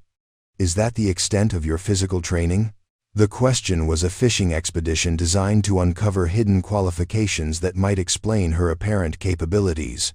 Voss was methodical in her approach to covering up inconvenient truths, and she recognized that Aria's background needed to be thoroughly investigated before they could determine how to proceed. "Yes, ma'am," Aria replied. "Standard, basic training and annual fitness requirements. I spend most of my time working with computers and classified documents. Physical confrontation isn't typically part of intelligence analysis." General Harwick had been listening to this exchange while trying to reconcile what he thought he knew about Lieutenant Thorne with what he had just experienced. His tactical instincts, honed through decades of combat leadership, were telling him that her explanation didn't match the precision and timing he remembered from those crucial few seconds of contact. "Lieutenant," he said, his voice carrying a hint of the authority that had intimidated subordinates for decades, "I'd like you to demonstrate exactly how you attempted to assist me. Perhaps if we recreate the sequence of events, we can better understand what went wrong." It was a clever trap. If Aria's story was true, she should be able to demonstrate her clumsy attempt to help without revealing any special skills. If she possessed hidden combat training, the demonstration would likely expose capabilities that would be impossible to explain away. But the request also presented an opportunity. Aria had been trained to turn investigative pressure into advantageous positioning, and Harwick's demand for a demonstration could be used to further establish her innocence while gathering intelligence about his own capabilities and intentions. "Of course, sir," she replied with apparent eagerness to cooperate, "although I should point out that recreating the exact circumstances might be difficult since you were moving quite rapidly when I attempted to intervene." The subtle reminder that Harwick had been moving rapidly toward Private Kellenson reinforced her narrative that he had been engaged in aggressive action rather than routine military discipline. It also planted the suggestion that any recreation would be inherently artificial since it couldn't capture the emotional intensity that had characterized the original incident. Private Kellenson, who had been standing silently throughout this exchange, finally spoke up. "Sir, if I may, Lieutenant Thorne's intervention prevented what I believe would have been physical contact between the general and myself. Her actions may have actually prevented a more serious incident."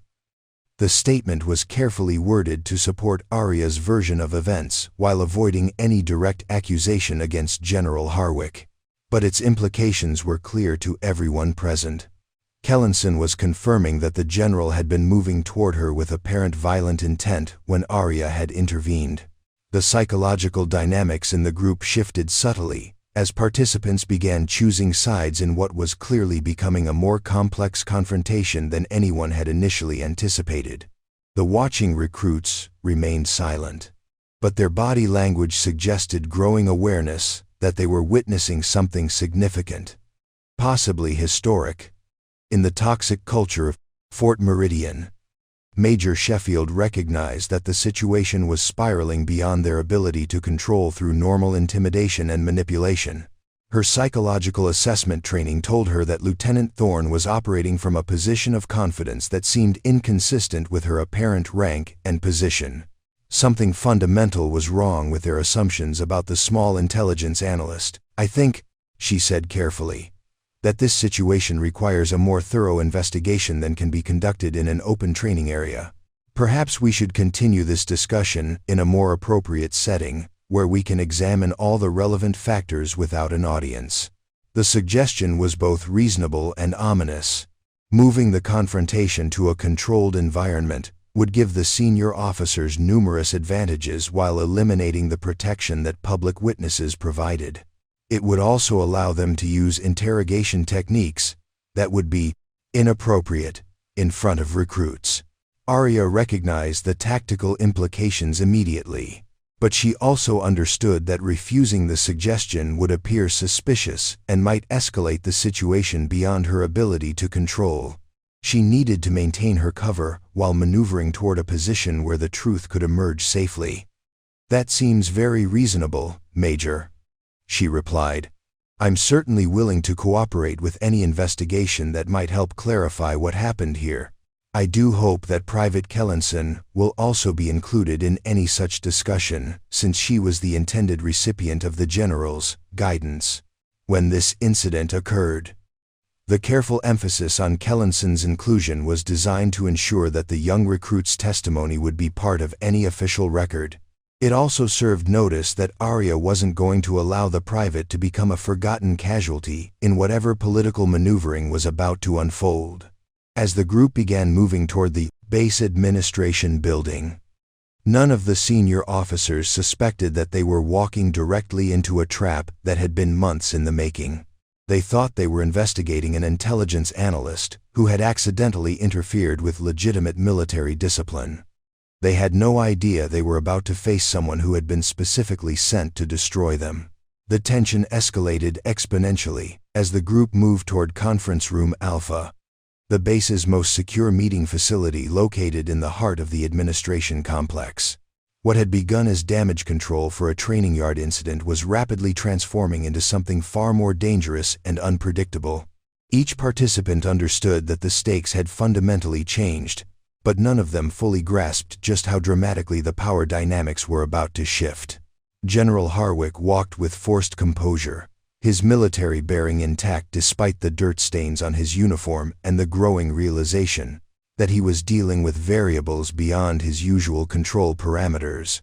The physical discomfort from his fall was manageable, but the psychological implications were deeply troubling. In 4 decades of military service, no subordinate had ever successfully challenged his authority through physical means. The fact that it had been accomplished by someone he considered beneath notice was particularly galling. As they entered the sterile environment of the conference room, Harwick attempted to reassert his dominance through familiar rituals of command authority. He positioned himself at the head of the polished oak table, flanked by his loyal subordinates in a formation designed to intimidate through collective presence. The room's formal atmosphere, with its portraits of distinguished military leaders and ceremonial flags, was intended to remind everyone present of the institutional power they were challenging. "Lieutenant Thorne," the general began, his voice carrying the measured tone he typically reserved for formal disciplinary proceedings. "I think it's time we had a more detailed discussion about your background and qualifications. Your personnel file indicates standard intelligence training, but your actions today suggest capabilities that seem inconsistent with your documented experience." Aria took her assigned seat across from the assembled officers, maintaining the demeanor of helpful cooperation she had cultivated throughout her time at Fort Meridian. But something in her posture had shifted almost imperceptibly. The slight hunching of shoulders that had suggested nervousness was gone, replaced by a more centered balance that spoke of confidence and readiness. "Sir, I'm not sure what you mean by inconsistent capabilities," she replied, though her tone carried a subtle edge that hadn't been present in her previous responses. "I reacted instinctively to what appeared to be a dangerous situation. Sometimes adrenaline can make people do things they wouldn't normally be capable of." Colonel Donovan leaned forward, his bulk creating an imposing presence across the table. "Adrenaline doesn't teach proper leverage techniques or timing, Lieutenant. What you did out there required training and practice. I want to know where you learned those skills." The direct challenge hung in the air like a live grenade. Aria could feel the collective attention of the room focused on her response, and she understood that her next words would determine whether the confrontation escalated or de-escalated. The moment had arrived when maintaining her cover story would become increasingly difficult. "Colonel, I think you might be overestimating the sophistication of what occurred," she said. But there was something different in her voice now, a subtle confidence that hadn't been there before. Sometimes simple physics can produce dramatic results when applied at the right moment. Major Sheffield's psychological training allowed her to detect the shift in Aria's demeanor, even if she couldn't fully interpret its significance. "Lieutenant, your body language and speech patterns have changed noticeably since we entered this room. That suggests a level of conscious control over self-presentation that's unusual for someone in your position." The observation was perceptive and dangerous. Sheffield was beginning to recognize that they were dealing with someone who possessed advanced training in deception and manipulation. But her analysis was leading her toward conclusions that she wasn't prepared to accept. "Major, I think anyone would feel nervous about being questioned by senior officers regarding an incident they don't fully understand," Aria replied. "If my demeanor has changed, it's probably because I'm beginning to realize that you suspect me of something more serious than accidentally interfering with military discipline." Captain Kessler had been studying Aria throughout the exchange, his combat experience allowing him to recognized subtle indicators that the others were missing. Her breathing pattern, the positioning of her hands, the way her eyes tracked movement in the room, everything suggested someone with advanced situational awareness training. "You know what I think," he said, his voice carrying the aggressive edge that had terrorized so many recruits. "I think you're not who you claim to be. I think you've been playing a role since the day you arrived here, and we just caught you breaking character." The accusation was remarkably close to the truth, and Aria felt her operational parameters shifting in real time. Maintaining her cover was becoming impossible, but revealing her true identity prematurely could compromise not just her mission but her personal safety. She was surrounded by individuals who had already demonstrated willingness to use violence against subordinates. "Captain, that's quite an accusation," she replied, and for the first time, her voice carried unmistakable authority. "Are you suggesting that I'm some kind of spy or infiltrator? Based on what evidence, exactly?" Lieutenant Colonel Voss looked up from her tablet, where she had been researching Aria's background through military databases. "Lieutenant, I've been reviewing your file more carefully, and there are some interesting gaps in your service record. Periods of temporary duty assignment that aren't fully documented. Training courses that are classified above my clearance level." The discovery sent alarm signals through the room. Military personnel files were typically straightforward documents with clear records of assignments, training, and performance evaluations. Classified elements suggested involvement in operations that went beyond routine intelligence work. General Harwick's expression hardened as he processed the implications of Voss's findings. "Lieutenant, I'm going to ask you directly. Are you assigned to this base under false pretenses? Are you conducting some kind of investigation or surveillance operation?" The question cut straight to the heart of the matter with surgical precision. Aria understood that her next response would determine whether the situation could be resolved through conventional channels or would require more dramatic action.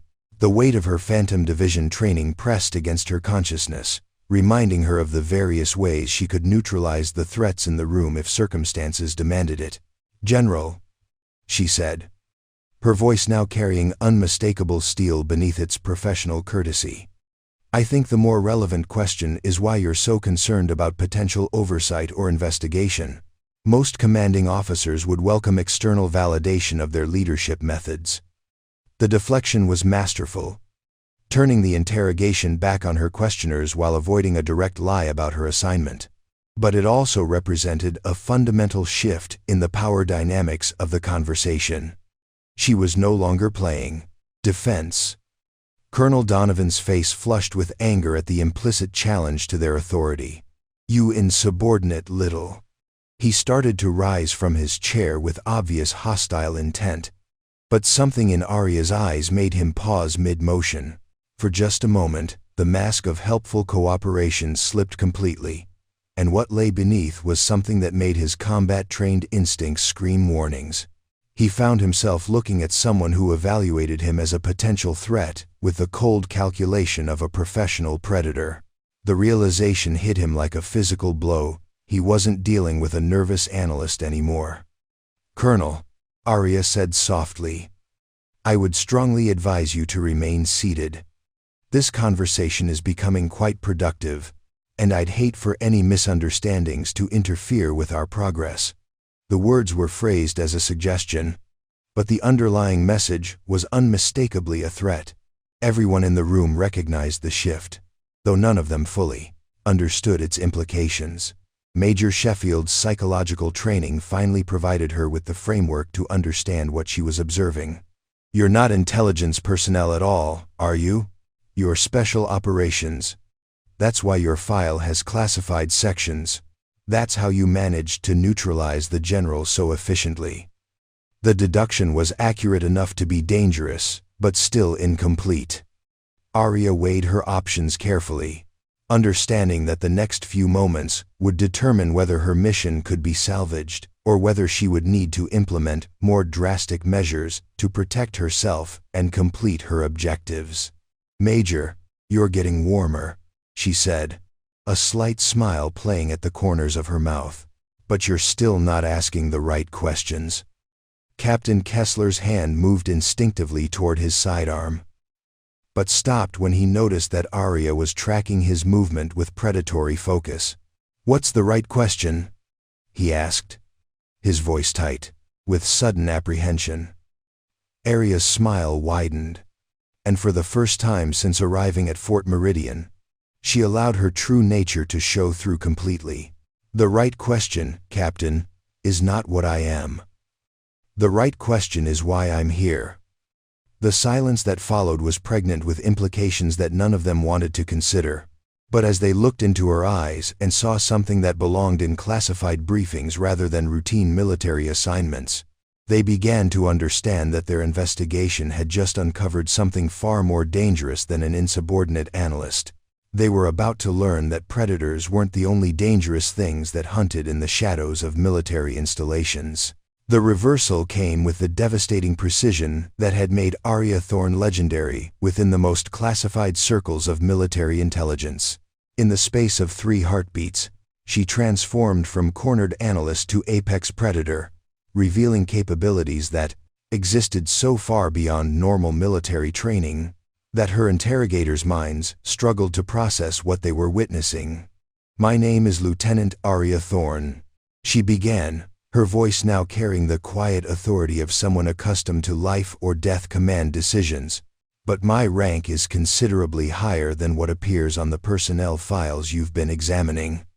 I am a Shadow Prime operative with the Phantom Division, and I have been conducting a classified investigation into systematic abuse and criminal misconduct at this installation for the past 14 days.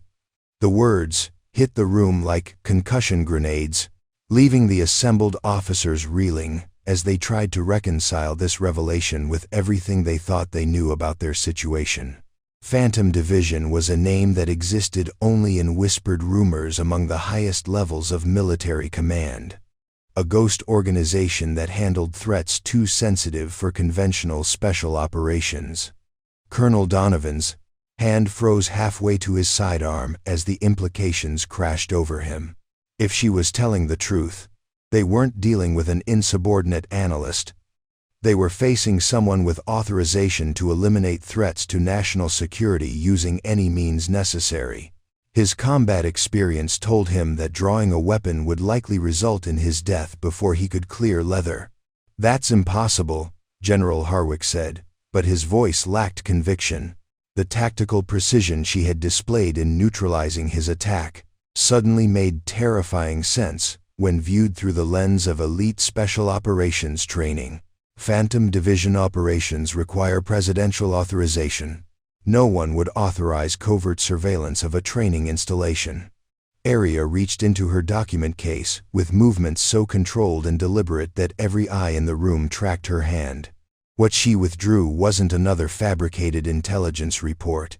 It was a tablet computer that had never appeared in any of her previous interactions with base personnel. The device was clearly military hardware, but of a sophistication that suggested classification levels far above routine operations.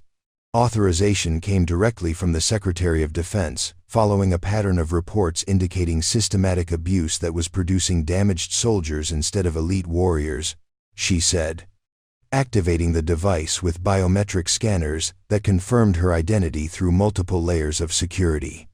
The mission parameters were simple: infiltrate, observe, document, and provide actionable intelligence for prosecution through military justice channels. Major Sheffield's psychological training had finally provided her with a framework for understanding the behavioral inconsistencies she had observed over the past weeks.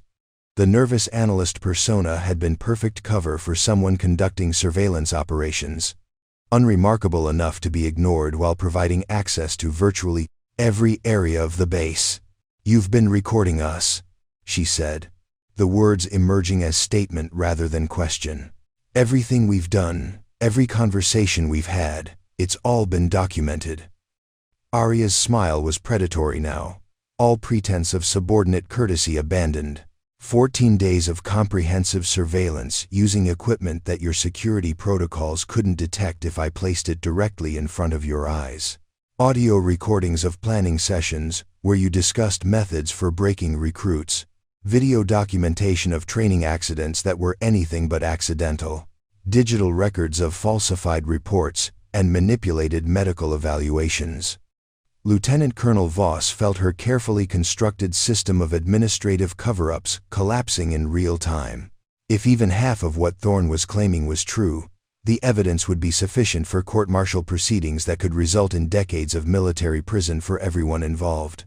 Her tablet, which had been frantically calculating damage control scenarios, now seemed pathetically inadequate for the magnitude of the threat they faced. Captain Kessler made the fatal error of allowing his sadistic instincts to override his tactical judgment. You think you can walk in here and threaten us with your spy games? You think your secret squirrel credentials make you untouchable? He surged to his feet with predatory aggression that had terrorized countless recruits, his hand moving toward his weapon in a motion that was meant to intimidate rather than threaten. But Aria had been tracking his body language throughout the conversation, and she was already in motion before his conscious mind had committed to action. What followed was a display of combat technique that belonged in classified training videos rather than a conference room confrontation. Aria moved around the table with fluid precision, her approach angled to neutralize Kessler while maintaining tactical advantage over the remaining threats. Her hand intercepted his weapon draw with surgical accuracy, applying pressure to nerve clusters that caused immediate paralysis of his gun hand. Before Kessler could process what was happening to him, Aria had redirected his momentum into a joint lock that sent him face first into the conference table with enough force to crack the polished wood surface. His weapon clattered to the floor as she maintained control of his arm at an angle that promised immediate fracture if he attempted resistance. "Captain Kessler," she said conversationally, as if discussing routine administrative matters, "you have just attempted to draw a weapon on a federal agent conducting a classified investigation. That constitutes a felony assault on a federal officer, which carries a mandatory minimum sentence of 10 years in federal prison." The demonstration had taken less than 5 seconds, but its implications reverberated through the room like seismic shockwaves. These were seasoned, military officers who understood combat and violence as professional tools. But what they had just witnessed operated on a completely different level of sophistication and lethality. Colonel Donovan's hand moved away from his sidearm with deliberate care, his survival instincts finally overriding his aggressive impulses. "What do you want?" he asked, his voice reflecting the first genuine fear he had experienced in decades. Aria maintained her control over Kessler while addressing the room with calm authority. "What I want, Colonel, is for each of you to understand exactly how much trouble you're in and exactly what options remain available to you." She activated her tablet with her free hand, revealing an interface that displayed real-time connections to multiple government databases. "My investigation has documented 127 separate incidents of abuse, harassment, and assault perpetrated by personnel under General Harwick's command. 18 of those incidents involved criminal conduct that exceeds military jurisdiction and falls under federal prosecution guidelines." General Harwick stared at the device as if it were a venomous snake. The implications of federal prosecution were far more serious than military court-martial proceedings. Federal charges meant civilian prisons, civilian oversight, and public scrutiny that his political protectors couldn't contain or control. "You're bluffing," he said, but his voice carried none of its usual confidence. No one would authorize a phantom division operation against a training installation without concrete evidence of national security implications. Aria's expression became genuinely sympathetic, as if she were explaining unfortunate news to a confused child.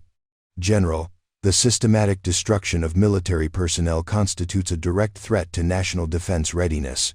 When promising soldiers are being deliberately broken rather than trained, when elite warriors are being produced with psychological damage that makes them liabilities rather than assets. That becomes a matter of national security priority." She gestured toward the portraits of distinguished military leaders that adorned the conference room walls. Those men understood that military strength comes from developing the best in our people, not from crushing anyone who shows independence or moral courage. "You've perverted that principle into something that actively weakens our military capabilities." Major Sheffield found her voice, though it emerged as barely more than a whisper. "What happens now?" Aria released Captain Kessler, who slumped into his chair, clutching his paralyzed arm and staring at her with mixture of pain and terror. She returned to her position at the table, but her body language remained coiled and ready for instant action. "What happens now depends entirely on your choices over the next few minutes," she said, her voice carrying absolute certainty. "You can cooperate with the investigation, provide complete testimony about your activities, and accept responsibility for your actions. In return, I can recommend that prosecutors consider cooperation as a mitigating factor during sentencing." The offer hung in the air like a lifeline thrown to drowning men, but the conditions attached made it clear that their previous lives of unchallenged authority were over regardless of their decision. "Alternatively," she continued, her tone becoming noticeably colder, "you can attempt to resist, cover up, or retaliate, in which case, I am authorized to implement immediate protective measures that will ensure the safety of current and future military personnel by any means necessary." The euphemistic language couldn't disguise the fundamental threat being communicated. If they chose continued resistance, they were facing someone with legal authorization to eliminate threats to national security, using lethal force if required. General Harwick looked around the room at his co-conspirators, seeing his own shock and fear reflected in their faces. 4 decades of military service, a chest full of medals, political connections at the highest levels of government. None of it mattered anymore. They had been outmaneuvered by someone operating at a level of authority they had never imagined. For the first time in his adult life, General Thaddeus Harwick was completely powerless.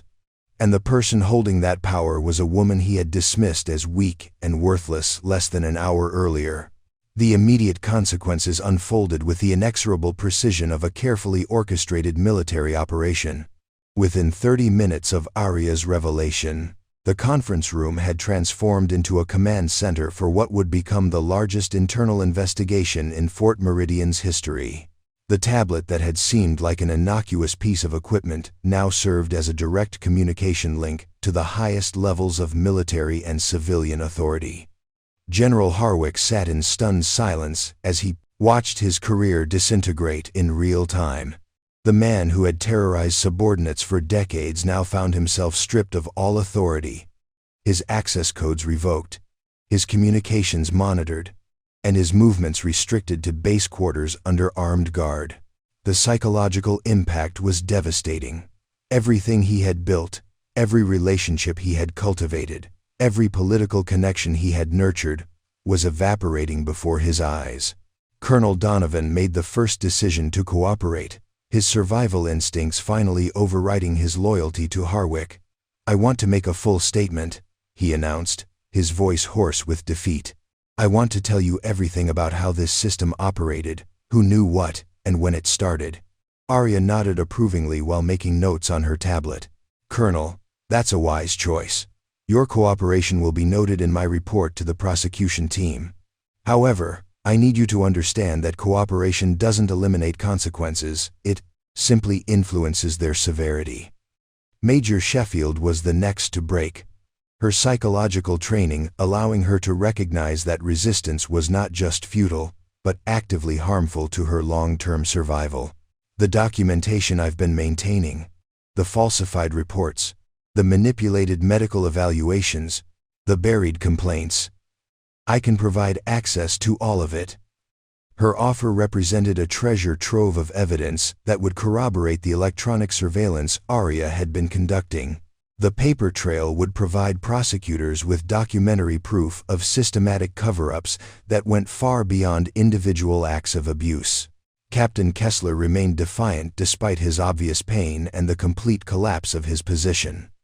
"This is all illegal," he insisted, clutching his still paralyzed arm. "You can't conduct covert operations against American military personnel without proper oversight. When my lawyers get involved." Aria's expression became genuinely amused at his continued belligerence. "Captain, your lawyers are going to have some interesting challenges. First, they'll need security clearances sufficient to review classified evidence. Second, they'll need to explain why their client attempted to assault a federal agent during an authorized investigation. Third, they'll need to address the rather substantial evidence of criminal conduct that goes far beyond military jurisdiction." The reality of federal prosecution was beginning to penetrate even Kessler's stubborn denial. Military personnel who committed crimes against other service members could sometimes expect lenient treatment from military courts, but federal prosecutors operated under different standards with access to civilian prison systems that would be far less accommodating. Lieutenant Colonel Voss had been frantically calculating her options since the moment Aria revealed her true identity. Her administrative background provided her with detailed knowledge of military justice, procedures, and she understood better than anyone how comprehensive the evidence against them must be to justify a Phantom Division operation. "If I provide complete access to all administrative records and testify fully about the cover-up procedures we implemented," she asked carefully, "what kind of sentence reduction might be possible?" Aria consulted her tablet before responding. "Colonel, your cooperation could reduce federal charges from conspiracy to accessory after the fact. Instead of looking at 15 to 20 years, you might be facing 5 to 7 with possibility of parole.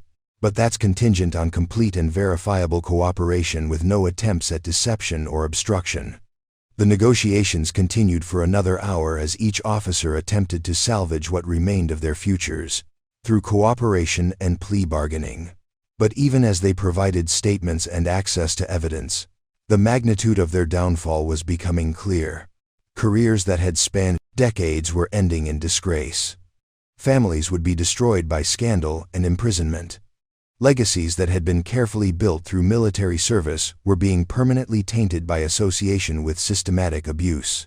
While the senior officers grappled with their personal destruction, Aria was coordinating with multiple agencies to ensure comprehensive response to the crisis. Military police units were securing evidence throughout the base, while investigators from the Inspector General's office began interviewing victims and witnesses. Federal prosecutors were reviewing preliminary evidence to determine which charges would be filed through civilian courts versus military tribunals. The scope of the investigation expanded rapidly as each piece of evidence led to new discoveries of misconduct. Financial irregularities in base operations that had funded the cover-up activities, medical personnel who had been coerced into falsifying injury reports, training staff who had been systematically excluded from promotion opportunities because they had questioned abusive practices. Private Kellenson was brought in to provide her testimony under protective protocols that would ensure her safety from retaliation during the investigation process. Her account of the systematic harassment she had endured provided crucial corroboration for the surveillance evidence Aria had gathered. "I want to thank you for what you did today," Kellenson said during a break in her debriefing session. "Not just for stopping the general's attack, but for validating everything we've been going through. A lot of us thought we were going crazy, that maybe we were too weak for military service." Aria's response carried genuine warmth beneath its professional courtesy. "Private, you were never the problem. The system was broken, and it was breaking good people like you. Your courage in standing up to General Harwick today helped expose that broken system so it can be fixed." The investigation's preliminary findings were transmitted to Pentagon leadership within 6 hours of the conference room confrontation. The response was swift and decisive. Secretary of Defense Marcus Thornton issued emergency orders relieving all senior staff at Fort Meridian pending completion of the investigation. Acting command was transferred to Colonel Rebecca Martinez, a respected officer with extensive experience in institutional reform.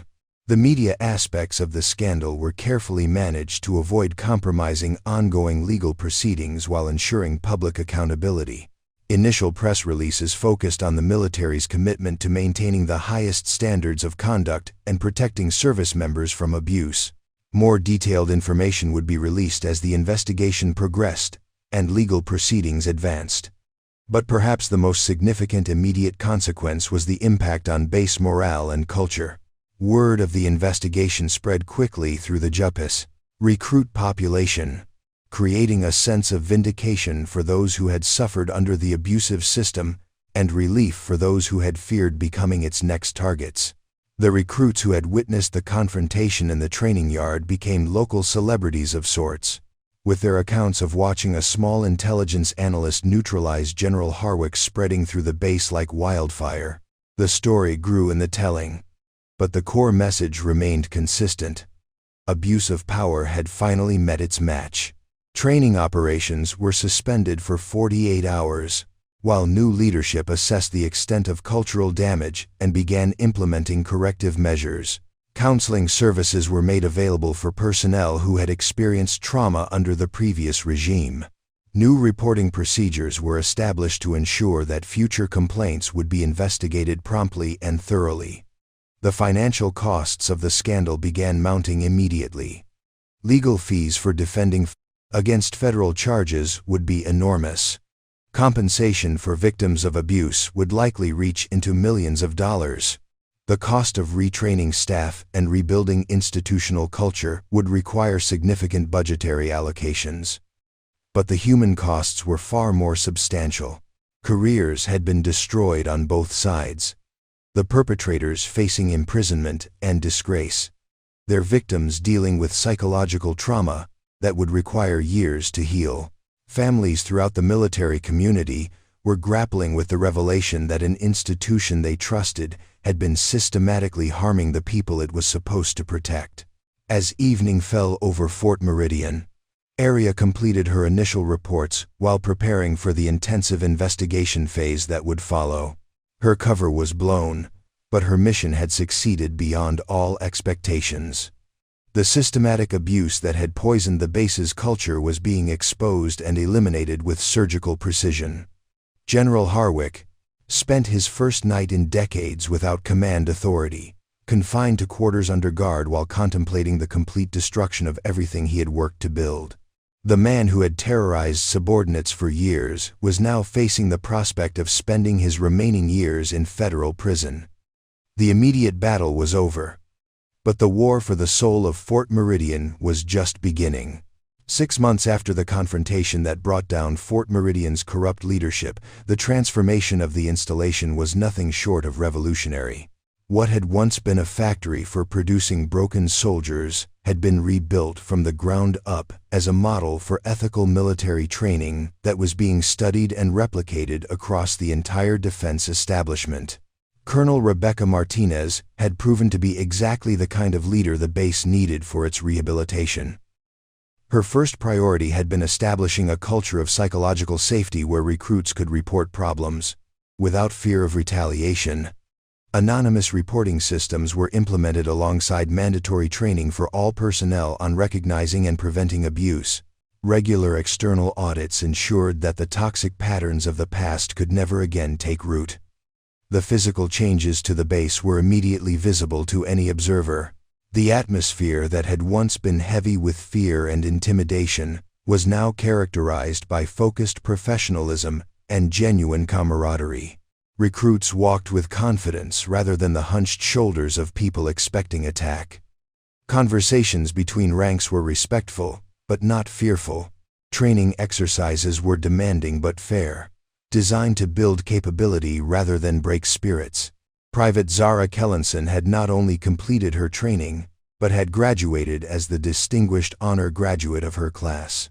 Her courage in standing up to General Harwick had become legendary throughout the military, inspiring countless other service members to report abuse and resist institutional bullying.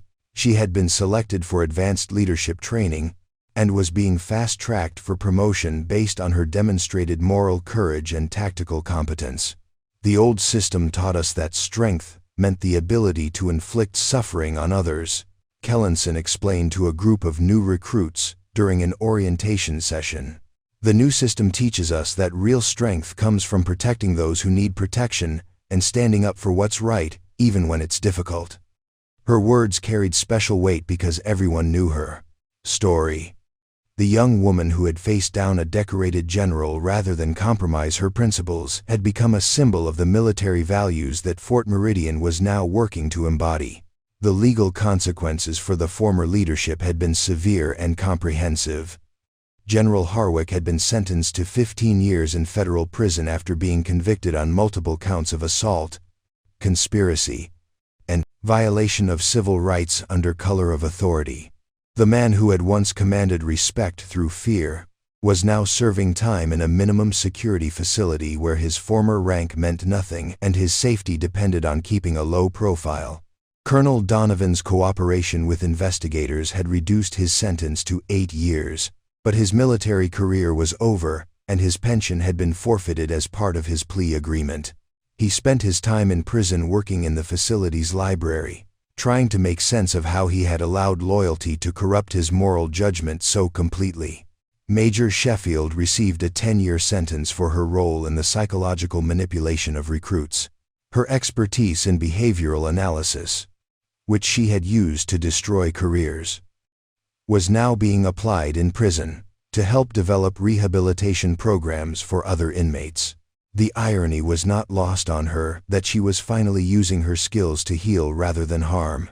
Captain Kessler, whose sadistic tendencies and refusal to cooperate had earned him the harshest treatment from prosecutors, was serving 18 years for multiple counts of assault and civil rights violations. His training accidents had been reclassified as deliberate acts of violence, and victim impact statements had painted a devastating picture of the long-term damage his actions had caused. Lieutenant Colonel Voss had received the lightest sentence, 5 years with possibility of parole after 3, due to her extensive cooperation and the valuable evidence she had provided about the administrative cover-up procedures.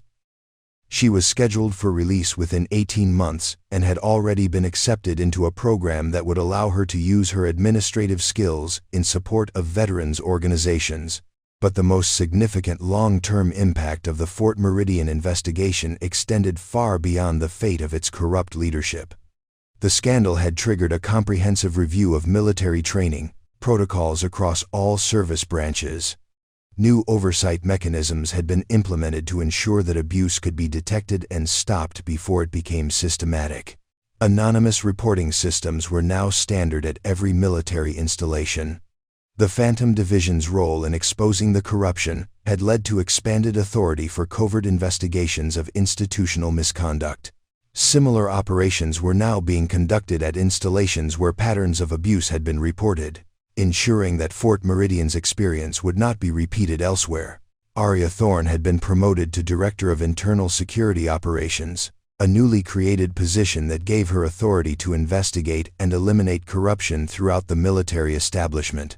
Her success at Fort Meridian had established her as the military's premier expert on institutional reform, and her methods were being taught to investigators across multiple agencies. The most important lesson we learned, she explained during a briefing for senior Pentagon leadership, is that corruption thrives in isolation and secrecy. When we create systems that allow abuse to be hidden, we create environments where abuse will inevitably occur. Transparency and accountability aren't just good governance principles, they're operational necessities for maintaining an effective military. Her recommendations had led to fundamental changes in how the military handled internal discipline and oversight. Regular rotation of command staff prevented the development of insular power structures. Mandatory training on ethical leadership was now required for all officers above the rank of captain. External oversight committees with civilian participation provided independent review of controversial incidents. The impact on military recruitment had been surprisingly positive despite the negative publicity surrounding the scandal. Young people who had been considering military service were reassured by the intestine demonstration that the institution was willing to police itself and eliminate bad actors. Recruitment numbers had actually increased as word spread that the military was serious about maintaining ethical standards and protecting its personnel. The families affected by the Fort Meridian abuse had received comprehensive support, including financial compensation, psychological counseling, and assistance with career rehabilitation. A victim advocacy program had been established to ensure that those harmed by institutional misconduct would receive the support they needed to rebuild their lives and continue their military service if they chose to do so. The broader military community had embraced the changes with enthusiasm that surprised many observers. Career soldiers who had witnessed abuse but felt powerless to stop it were relieved to have clear channels for reporting misconduct. Training instructors who had been pressured to participate in abusive practices were grateful for new protocols that protected ethical behavior and penalized cruelty. The transformation was perhaps most visible in the graduation ceremonies that now took place at Fort Meridian. Instead of the grim affairs they had been under the previous regime, these events had become celebrations of achievement and character that brought families from across the country to witness their loved ones' success. During one such ceremony, Aria stood at the back of the assembly hall watching as a new class of soldiers received their assignments to operational units. These young men and women carried themselves with the confidence that came from knowing they had been trained to the highest standards without being broken in the process. It's remarkable how quickly things can change when the right pressure is applied at the right points, observed Colonel Martinez, joining Aria at her observation post. 6 months ago, this place was a monument to everything wrong with military culture. Today, it's becoming a model for everything right about it. Aria nodded, but her expression remained thoughtful. The real test will come in 5 or 10 years when we see how these graduates perform in operational environments. We haven't just changed training procedures. We've fundamentally altered the psychological development of an entire generation of soldiers.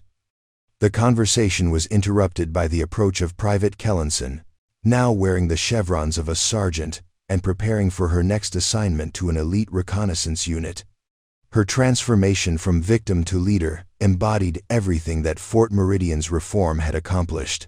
"Ma'am," she said, addressing Aria with the respect due to someone who had changed her life. "I wanted to thank you one more time before I ship out.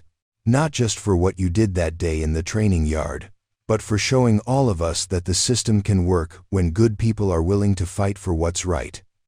Aria's response carried genuine warmth as she looked at the young woman who had become a symbol of military integrity.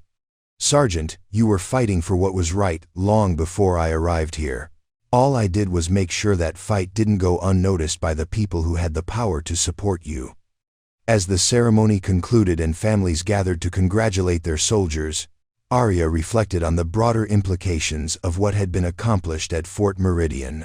The investigation had exposed more than just individual corruption.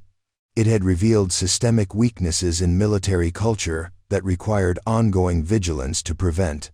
But it had also demonstrated the institution's capacity for self-correction when provided with accurate information and proper leadership.